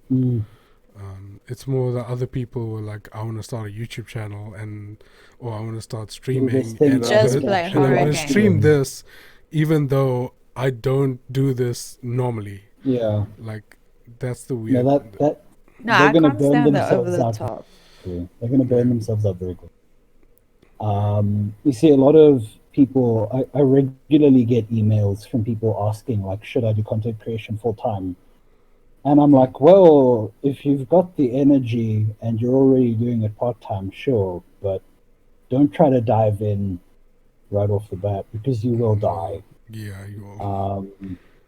You know, you look at your favorite YouTubers and vloggers. You don't see the entire day or two that they spent in editing. You don't see the crappy days. You just see the fun shit. You know, you don't see that Logan Paul has an entire editing team working for upwards of 12 hours a day. And then suddenly you got to do that. And it's just like, I actually can't do daily vlogs like that. I actually can't stream for 12 hours a day because it hurts my legs. You know, you start to realize it's not actually as glamorous as you think it is. No. You're And still then so a many person people at the start end of the quitting. day. Yeah, you're still a human being at the end of the day. The daily vlog craze was so weird to me. I don't know why people thought it was a good idea to just record themselves doing random, like just living their life as if it's like so interesting. I don't know. Look, At I'm one having point, it breakfast. was- Look, I'm having lunch. Look, I'm going to work. Yeah, there was a time when it was relative. You know, I want to say 2010 through 2015. You could literally just go about your day. Maybe you went to a park or whatever. You did something fun. You record that. You know, you recorded maybe 2 hours. You edited 20 minutes. Okay, maybe that's an hour or two of editing. You're done. These days, people automatically expect a higher production value, it seems. The highly edited video is far more popular now. That's why gaming content basically took over YouTube, because it was easy to just play for hours on end, edit it into 20-minute segments, and then that's your content for the next 2 weeks. But now, with the expectation of more editing and all, it's harder to produce daily content.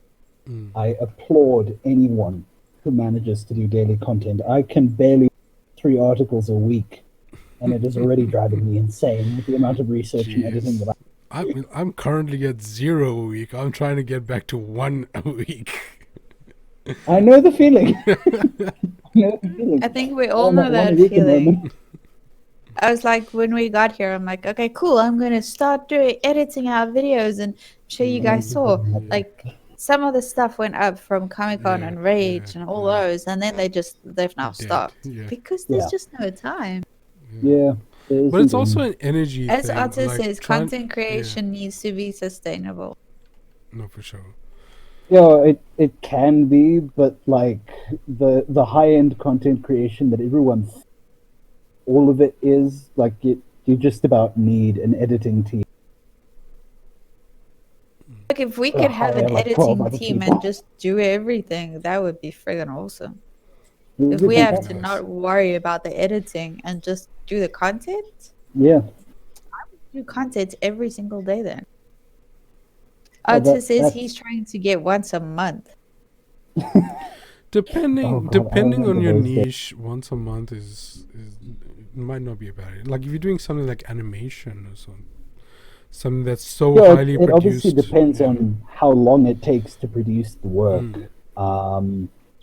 But I remember in, believe it or not, early 2018, I was struggling to write more than 1 article. And part of it was because a month is too much time. You can't get into the swing of it, especially when it takes you maybe an hour or two to write something and maybe 3 or 4 hours of research. So I had to do it more often.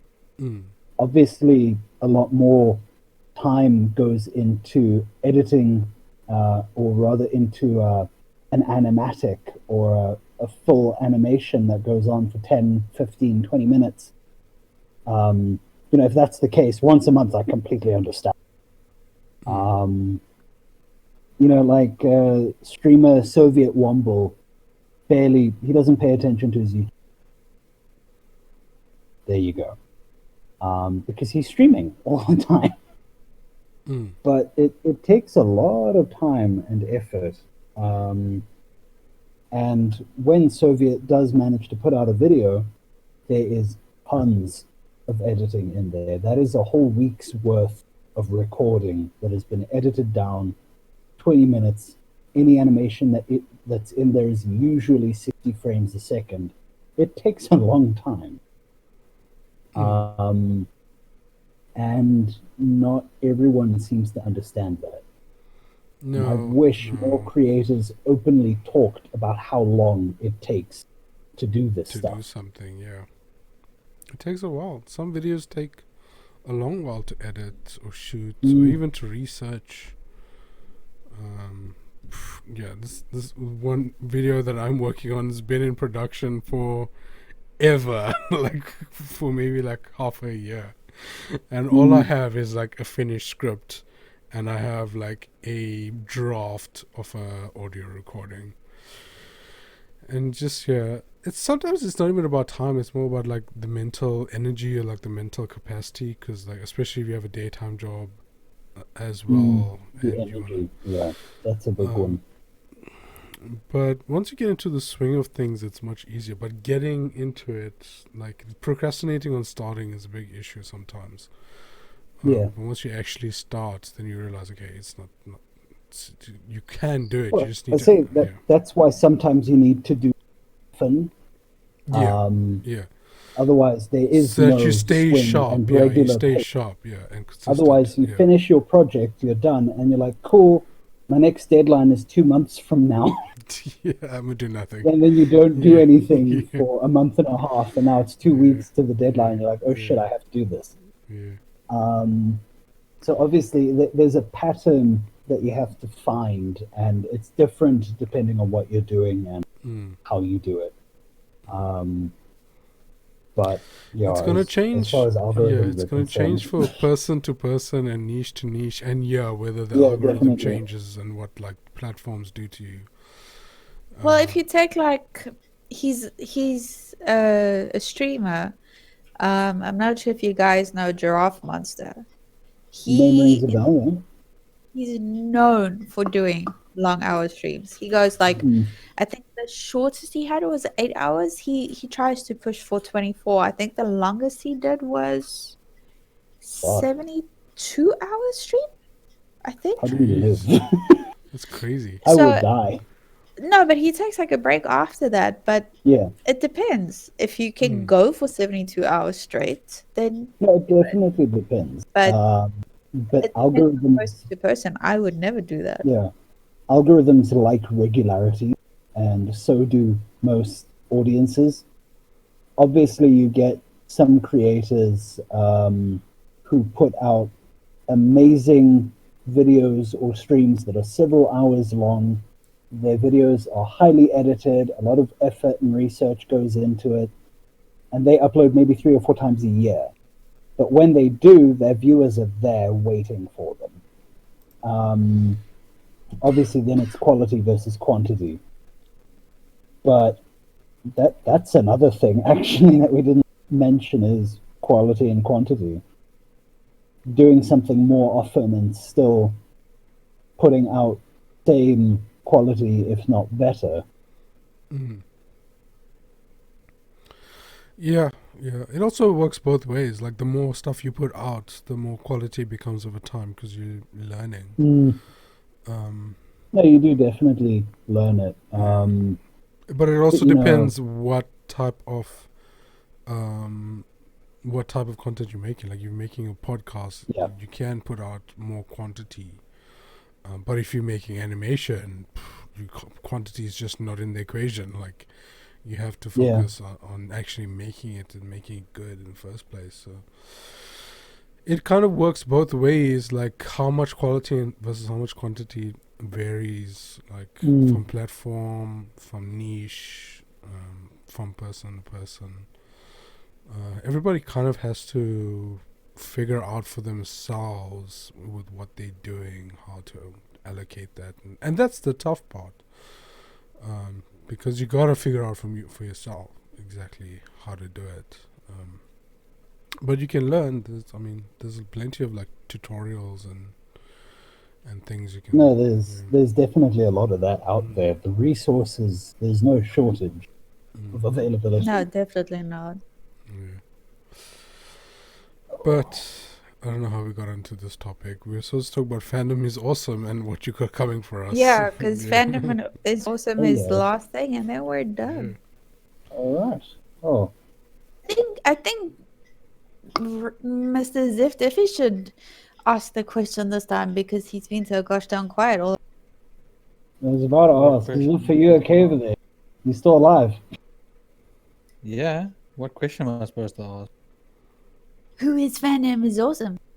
I just asked it, but ask it again. There you go. We'll ask you multiple times. Who is Fandom Need is not awesome? be redundant. I think for the viewers at home, check for a pulse there quickly, Ziff.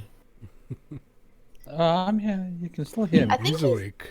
He's awake. really focusing on his game or something. He's playing Goat Simulator. Come on. You're not really Either focusing. Goat Simulator or I Am Bread. One of those things. Like if you were still playing Civilization, I saw that. Then I'd understand. Goat Simulator is a hard game, man. What are you talking about? You need No, to no, focus some on of these Focus hardcore on games being a out goat. there. You must fucking know. You need to focus on being Most the people goat. don't understand. Yeah. We actually saw, I said to him he must get it, and he just looked at me. There's one of the gaming stores close to where I work as Because a the game game, was 45 freaking pounds. but it's a game called Bus Simulator. Oh no. Yeah. The And I'm pretty simulators sure these people days want to watch are me play that, but that's beside the point. I would rather play Farming Simulator than Bus Simulator. Farming Simulator 2020. Have you seen, dude? It looks insane. It's Hey, crazy. I would play that. I would. It Farming seems Simulator. pretty interesting. Yeah. You gotta like Oh, wait, I've got it on manage PSV your too. crop yields and your seeds and your trucks. That's And exactly what you do. it's deep. It's a pretty deep game. Apparently, from the trailers, that's what I could tell. I think Farming Simulator, or actually any of these simulator games that putting out, should be like required course material if you want to go into the industry. Oh, for sure. Because I was looking at Sure. I was looking at Flight Simulator a while ago, and it is so in depth. It's crazy. You could probably actually train pilots using that piece of software. I They can use imagine. it to train the pilots, as far as I know, don't they? Ross? Use It Yeah. would not shock me. A flight. It would not shock me at all. No, for sure. Anyway, Fandom is awesome. Yeah. Yes. Hi there. What about him? What do you do? Who are you? Where can people find you? What's coming up for you? What's Okay. 2020 plans? Oh, yeah, And 2020 go. plans. There's a lot of that. Okay, I is me. Fandom is awesome. Is Silverback. Is Jonathan Harding. I've been writing articles on my site for about 5 years now. I've been doing it on a far more regular basis since about early to mid 2018. I have put out 2 articles this year. I am way behind schedule. I do normally do at least 2 to 3 articles a week, but let's pretend that never happened. Let's pretend that I'm starting from scratch here. Oh, we all are. Normally, We I all would are. cover game reviews, and I started with film. I think my first article on Fandom is Awesome was a trailer breakdown for Jurassic World. But yeah, I've come a long way since then. I don't do those anymore. Book reviews on occasion. Every now and then I'll talk about comics or other collectibles. Deep dives into geek and internet culture. And yeah, that's more or less what I do. In terms of articles, last year, Birth of FPS was a wildly popular series on the site, covering the history of first-person shooters and the technology associated there with Birth of RPGs has been a little less popular, but it's nowhere near done, so I'm going to finish it.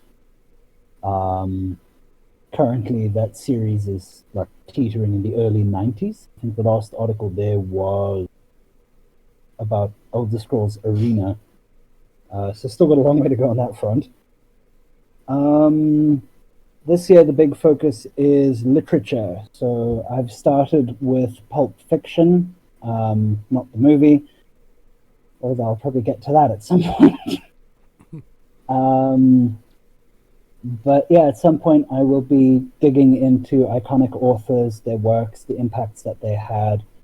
I'm avoiding Tolkien for as long as humanly possible, because at my current, I'm going to say, level of writing, research, and editing, I don't think I can do any justice. I want to wait until I'm far better for that. In the meantime, we're starting Lovecraft, Asimov, Howard, and a couple of other favorites that I grew up reading. So really literature is the big thing this year.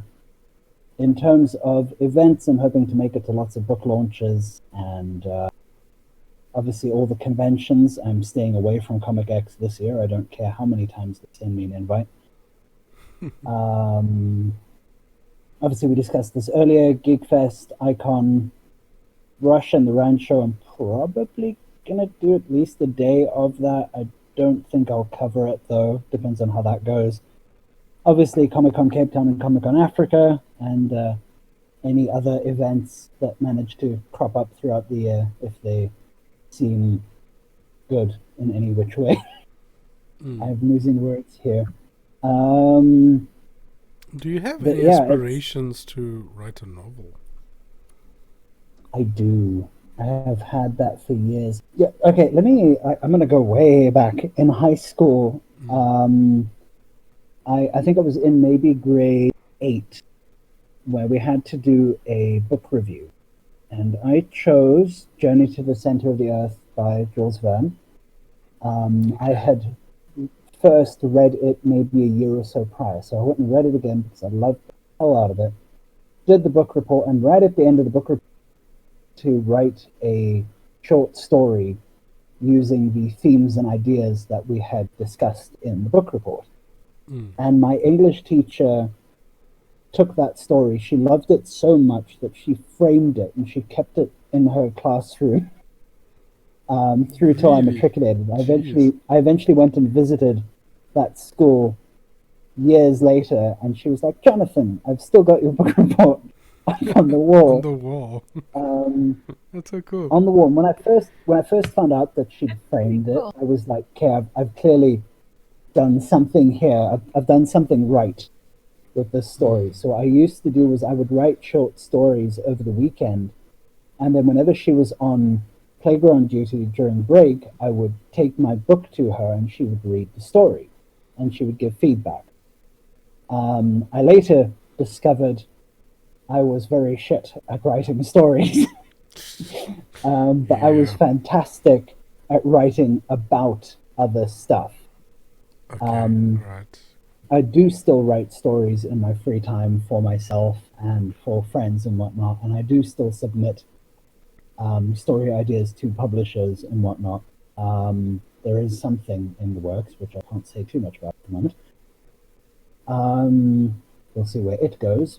But yes, novel writing in and of itself, there is definitely something happening there. I initially, to tie it in properly, I initially started the blog because I discovered that I had a thing for reviewing movies. You know, it wasn't just me as a high schooler being like, "Oh, I've got an opinion, I want to share it." It was initially for a school project.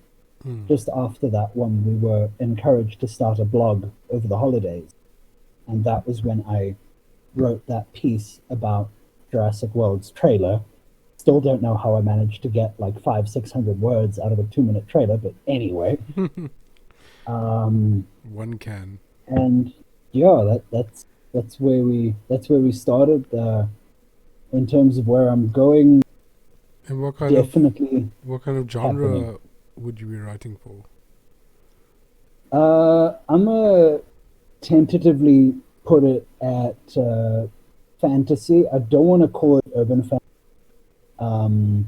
As far as the opening chapter or two, it would definitely fit that description. The rest of it, I want to say high fantasy would be the setting, if not somewhat sci-fi-ish. I don't know. If I had to figure out where it would store, it would probably go in fantasy. If I ever get that far. Yeah, well, it's all up to you. Really, It's all up to me at the moment. No, No one else can help you. I've been. Find you and say, "Hey, what's happening?" Yeah, no, I've already got. I'm just gonna call you up every month and be like, I want a chapter on my desk. Be like J. Jonah Jameson. Be like, I want those pictures. Show me your progress, damn it. No, I've got enough people running up my ass. The writing and all that. My ex-roommate messages me every now and then. Where's your progress? She really does do that. That's good. It's good to have how's the people research? checking up on How's you. this? How's that? Send your references through. She does hound me. And then, funnily enough, a friend I made at Ikon last year, Bill Masuku from Zim. Mm. We all know Bill, I think. Yeah, we all know Bill, but that was the first time I Bill. And Bill and I have been talking a lot recently. Occasionally messages me and he's just like, are you alive? How far down the rabbit hole are you? Have you made sure to eat today? Have you done all that stuff? Because I will legit get so stuck into writing, and I am kind of ashamed to say this, that I will forget to eat and shower and take care of myself. I will forget to do human stuff because I'm so busy writing. And like my mother is done like trying to pull me out of the rabbit hole. She'll just like shout my name from the kitchen and tell me it's dinner time. I don't show, they just eat. I'll get my food in the morning. On your own time. On my own time, because Your own that's playing just field. the way it is now. Yeah. She's given up. Yeah. That's good though. It's good to have something that you're so passionate and in depth about that you forget to do other stuff. That means you're well aware of where your kind of the ballpark of where your purpose is in life. I know where I wanna go. It's obviously difficult judging where you are because you either Green Earth is happening right now. guys, what the fuck is that? It's my teddy bear. You pull That its was creepy. tail. You pull its tail and it vibrates and sings. Does it even have a body? Yeah. It's a Somewhere. head with a tail. Yeah, that is true. It has feet. With 2 little feet. Okay, so it is No a spider. structural It has support. a cephalothorax and an abdomen. It's cute. It's missing 8 appendages though. It only has 2. Yeah, it's missing a couple of appendages, but it had a run-in with pest control. Oh dear. I don't But know yeah, if you guys it's- heard that. Do it again. Oh, he's being full of nonsense. He's got a ball cube at his desk that says something is irrelevant, resistant is irrelevant, you must comply. Oh dear. It sounds like the Borg. Yeah, it does. Eh? Resistance is yeah, futile. it's- You will be assimilated. No, I also am fairly partial to resist. If I go all Doctor Who. But no, you know what? As I said, it's difficult to judge where you are. I'm happy that to an extent I figured out where I want to go with all this stuff. End goal, one day I would like Fandom is awesome to be able to pay for itself, to potentially have more than one person writing articles. Because there's no way in hell that I'm to put out an article a day that is even of the quality that I'm just barely managing to maintain now. I do not think that is humanly possible. But as I say, it's difficult to judge where one is now, and that's why I've decided to take a look at literature, not just for the blog, but for my own writing as well, so that I can analyze and learn what made their work so great and how I can apply that to my own writing. Moves. Jonathan's out here playing chess while we're playing checkers. Playing collect the teddy bears. I'm not even on the checkers thing. That sounds really cool, Jonathan. I wish you all the best with it. Any interesting articles we can look forward to for the rest of the year? In the pipeline at the moment, I have an article on science fiction artwork, particularly relating to 1920s through 1950s, around there. That Art Deco style. I'm taking a look at how that evolved. And it was also attached to Pulp Fiction, and that was why I did that Pulp Fiction article earlier this year. So in the near future, it will be that. My Star Wars review finally went up this weekend because I decided to actually write the damn thing. And The Witcher, I'm reviewing that at some point when I get the energy. I'm working on it. It's happening. It's taking a while, but it's happening. It's gonna happen at some point. And what else? I do have a book review on the way. It will be a double whammy, both of Bill's books, Misfortunism and Psychophagy. Okay. All right. I never got around to reviewing Misfortunism last year, and then Psychophagy came out. Like, I'll do them together. And now my ex-roomie has gone and stolen my copy of Psychophagy. Is that how Bill pronounces it? Psychophagy, not psychophagy. Yeah, I've heard psychophagy and I've heard psychophagy, but obviously that last one doesn't exactly sound okay. So I just call it psychophagy and leave it at that.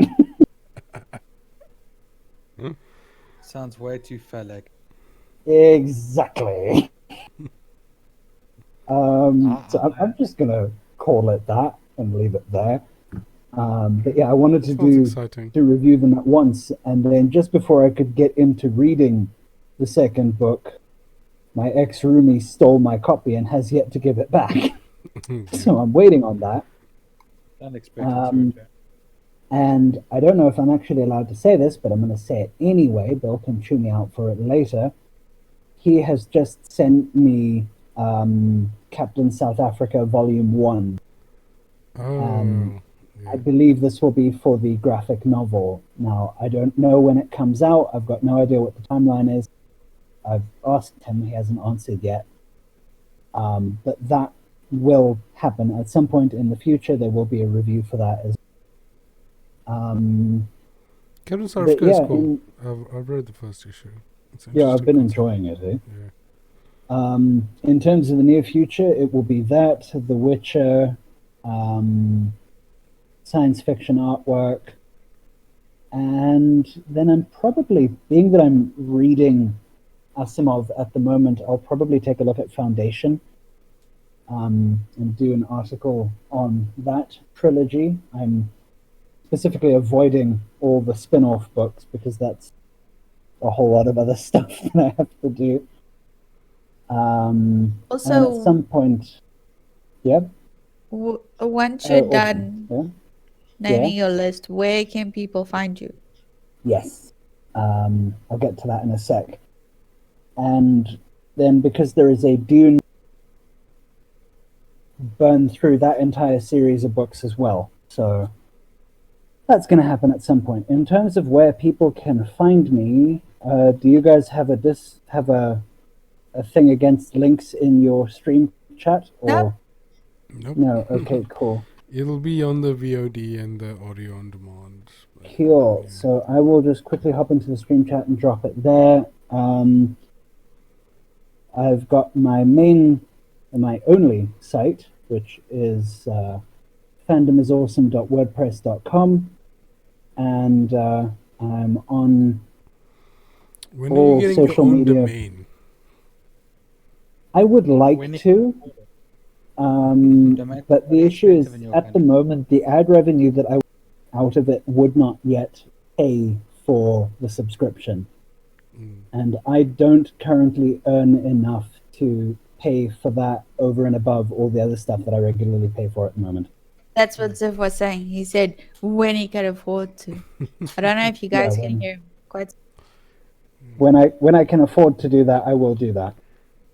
On Twitter, I believe it's at Silverback96. Yes, it's at Silverback96 on Twitter, and on Instagram, Fandom is awesome. Yeah, it's Fandom is awesome now. I used to have it as Silverback96 as well. Oh, I know your stuff. We've I had to don't copy pay and paste attention it to so my many tags. times over I these don't years. like say them out loud every so often, so I don't I have don't say them it out loud memorized. as well. I just pay attention to the people that we tag a lot on things. Yeah. Yeah. Like that lovely pink top that we made you put on. Oh God. Don't That's going to remind be me. the thumbnail of this episode. No, don't you dare. Yeah, because Chewns has still got that picture, so he can still. That do I is think it's on our evil. Instagram as well. Yes, it is on your Instagram. That is pure cruelty. Don't you dare. It's too late. I see how I'm feeling when I'm making the thumbnail. Oh God. And Do it. I've also got a very inactive Discord. If anyone's interested in making it live, I am online on Discord almost all the time. I do list myself as offline, but believe me, the desktop app is almost always open. So if people hop in over there, they're welcome to and chat. I answer more than enough emails through my business email. Oh, no, there's the picture. Oh God. That thing should die. I should have, no. What were you thinking? I wanted to No, burn the shop I was down thinking when you of guys a did weird-ass that. helmet.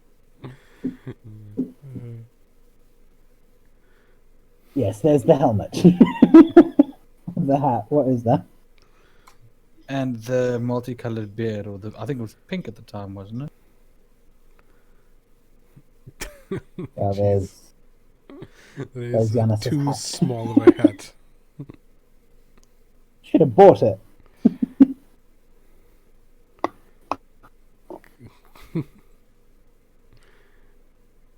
Yeah, that's what they say. It was a good day. When content creators get together. Yeah, I know. When we get together, weird shit happens apparently. Mm-hmm. It's the Lorange. Oh, the Lorry. Jeez. Oh, there are lots of those. We here, still dude. gotta make this esports team. Which game is Actually, gonna be the... when content creators get together, discover that restaurants are too expensive. Yeah, that damn restaurant. Because we What was it for an don't appetizer? It earn was like nearly 90 enough grand. from any of the stuff that we do. That's why restaurants expensive. Jeez. Oh no, the high end content. Oh, wait till you guys come here. We'll have to buy you food. There's no way you'll be able to And I afford was a meal here. thinking about it a while ago. Like, No, we're gonna ship groceries from South Africa there.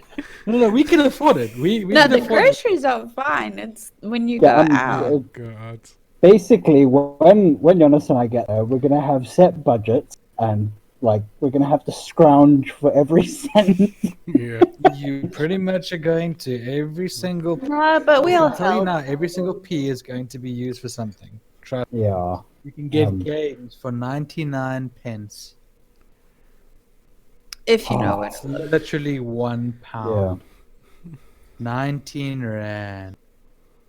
Alright, anywhere else For we a can find you, game. Jonathan, before we bounce? Yeah, no, it's just those platforms. I'm on Twitter, Instagram. I don't post there too much.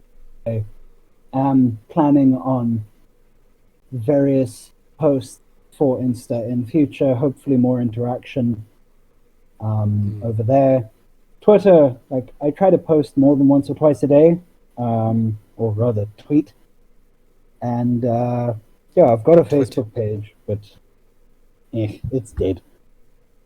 And now with I've got a bit of a glitch on Facebook at the moment. It won't to my page, so there's no point in promoting that right now. Oh dear. But yeah, I'm on Discord, I'm on Twitter, Instagram, and then there's, of course, the blog itself. I've already shared the link in the chat. I'm available at all of those. My business email is on the site. If anyone is interested in speaking to me directly, that's there. And Adliata says what? No TikTok account. No, I do not do TikTok. I very nearly got into Vine back when that was a thing. No. We should all do TikTok. I've considered potentially doing TikTok, but then it'll be like random funny shit when I occasionally come up with something hilarious on the rare occasion. It'll look Until like a then, video no. took a panda. What? Kids took a video of one of the cats here, and he literally did nothing except, like, on the odd occasion, look up. That would be what you would do on TikTok. You'd be reading a book and having. Occasionally, I'll just look up at the camera. Yeah. Quality Very content. exciting. Quality content. Kids are trying to find the video now. Well, we laugh about that being quality. A Twitch streamer a while ago who fell asleep on stream. When he fell asleep, he had like 3 That's Internet people circa in 2000. chat, and when he woke up, he had like 12,000 people going nuts. The putty tat. It's a little girl. Ita, putty cat.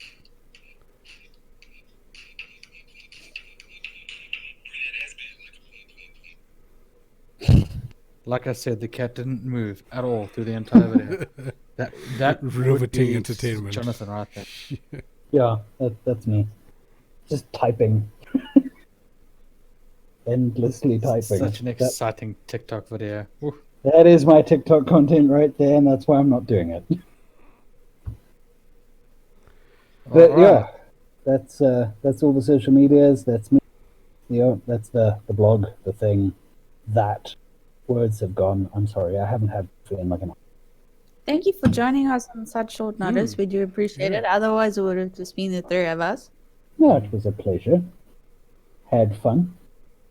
It was fun. It was always fun. Always fun hanging out with you guys. Yeah. Well, let's wrap it Are up. we gonna let Mr. Ziff do the wrap up? Indeed. All right. Well, it's as simple as this, boys and girls. Firstly, Chewns, where does everyone find you? At Geekoscopy, all over the internet. You will find me. There you go. And if you don't know how to spell it, tough titties. It's on my Kez. cap. It's right there. I've done it for you. All right, Kez, your turn. Where do you find the SA Geeks? Obviously here on Twitch, on YouTube, on Facebook, on Instagram, on maybe TikTok, and Twitter. All right, there you have it, guys. That's where you can find all of the content creators that you see right here. Now, And guys, you thank can so- find Oddly Otter on all those things as well. He's just randomly in the chat. I just thought Thank you I'd. for joining, Oddly Otter. Yes, as I was going to say, thank you to everyone for joining us. It was really awesome. Thank you for joining us there, Jono. We do appreciate you joining us for the chat. It was really awesome speaking to you and having a good time. Well, doing what we do best, talking shit. Chewns, as always. Chewns, as always. It's been real. And to the rest of you guys, as always, remember. Freedom is irrelevant. Self-determination is irrelevant. You must comply. Keep it geeky! Cheers.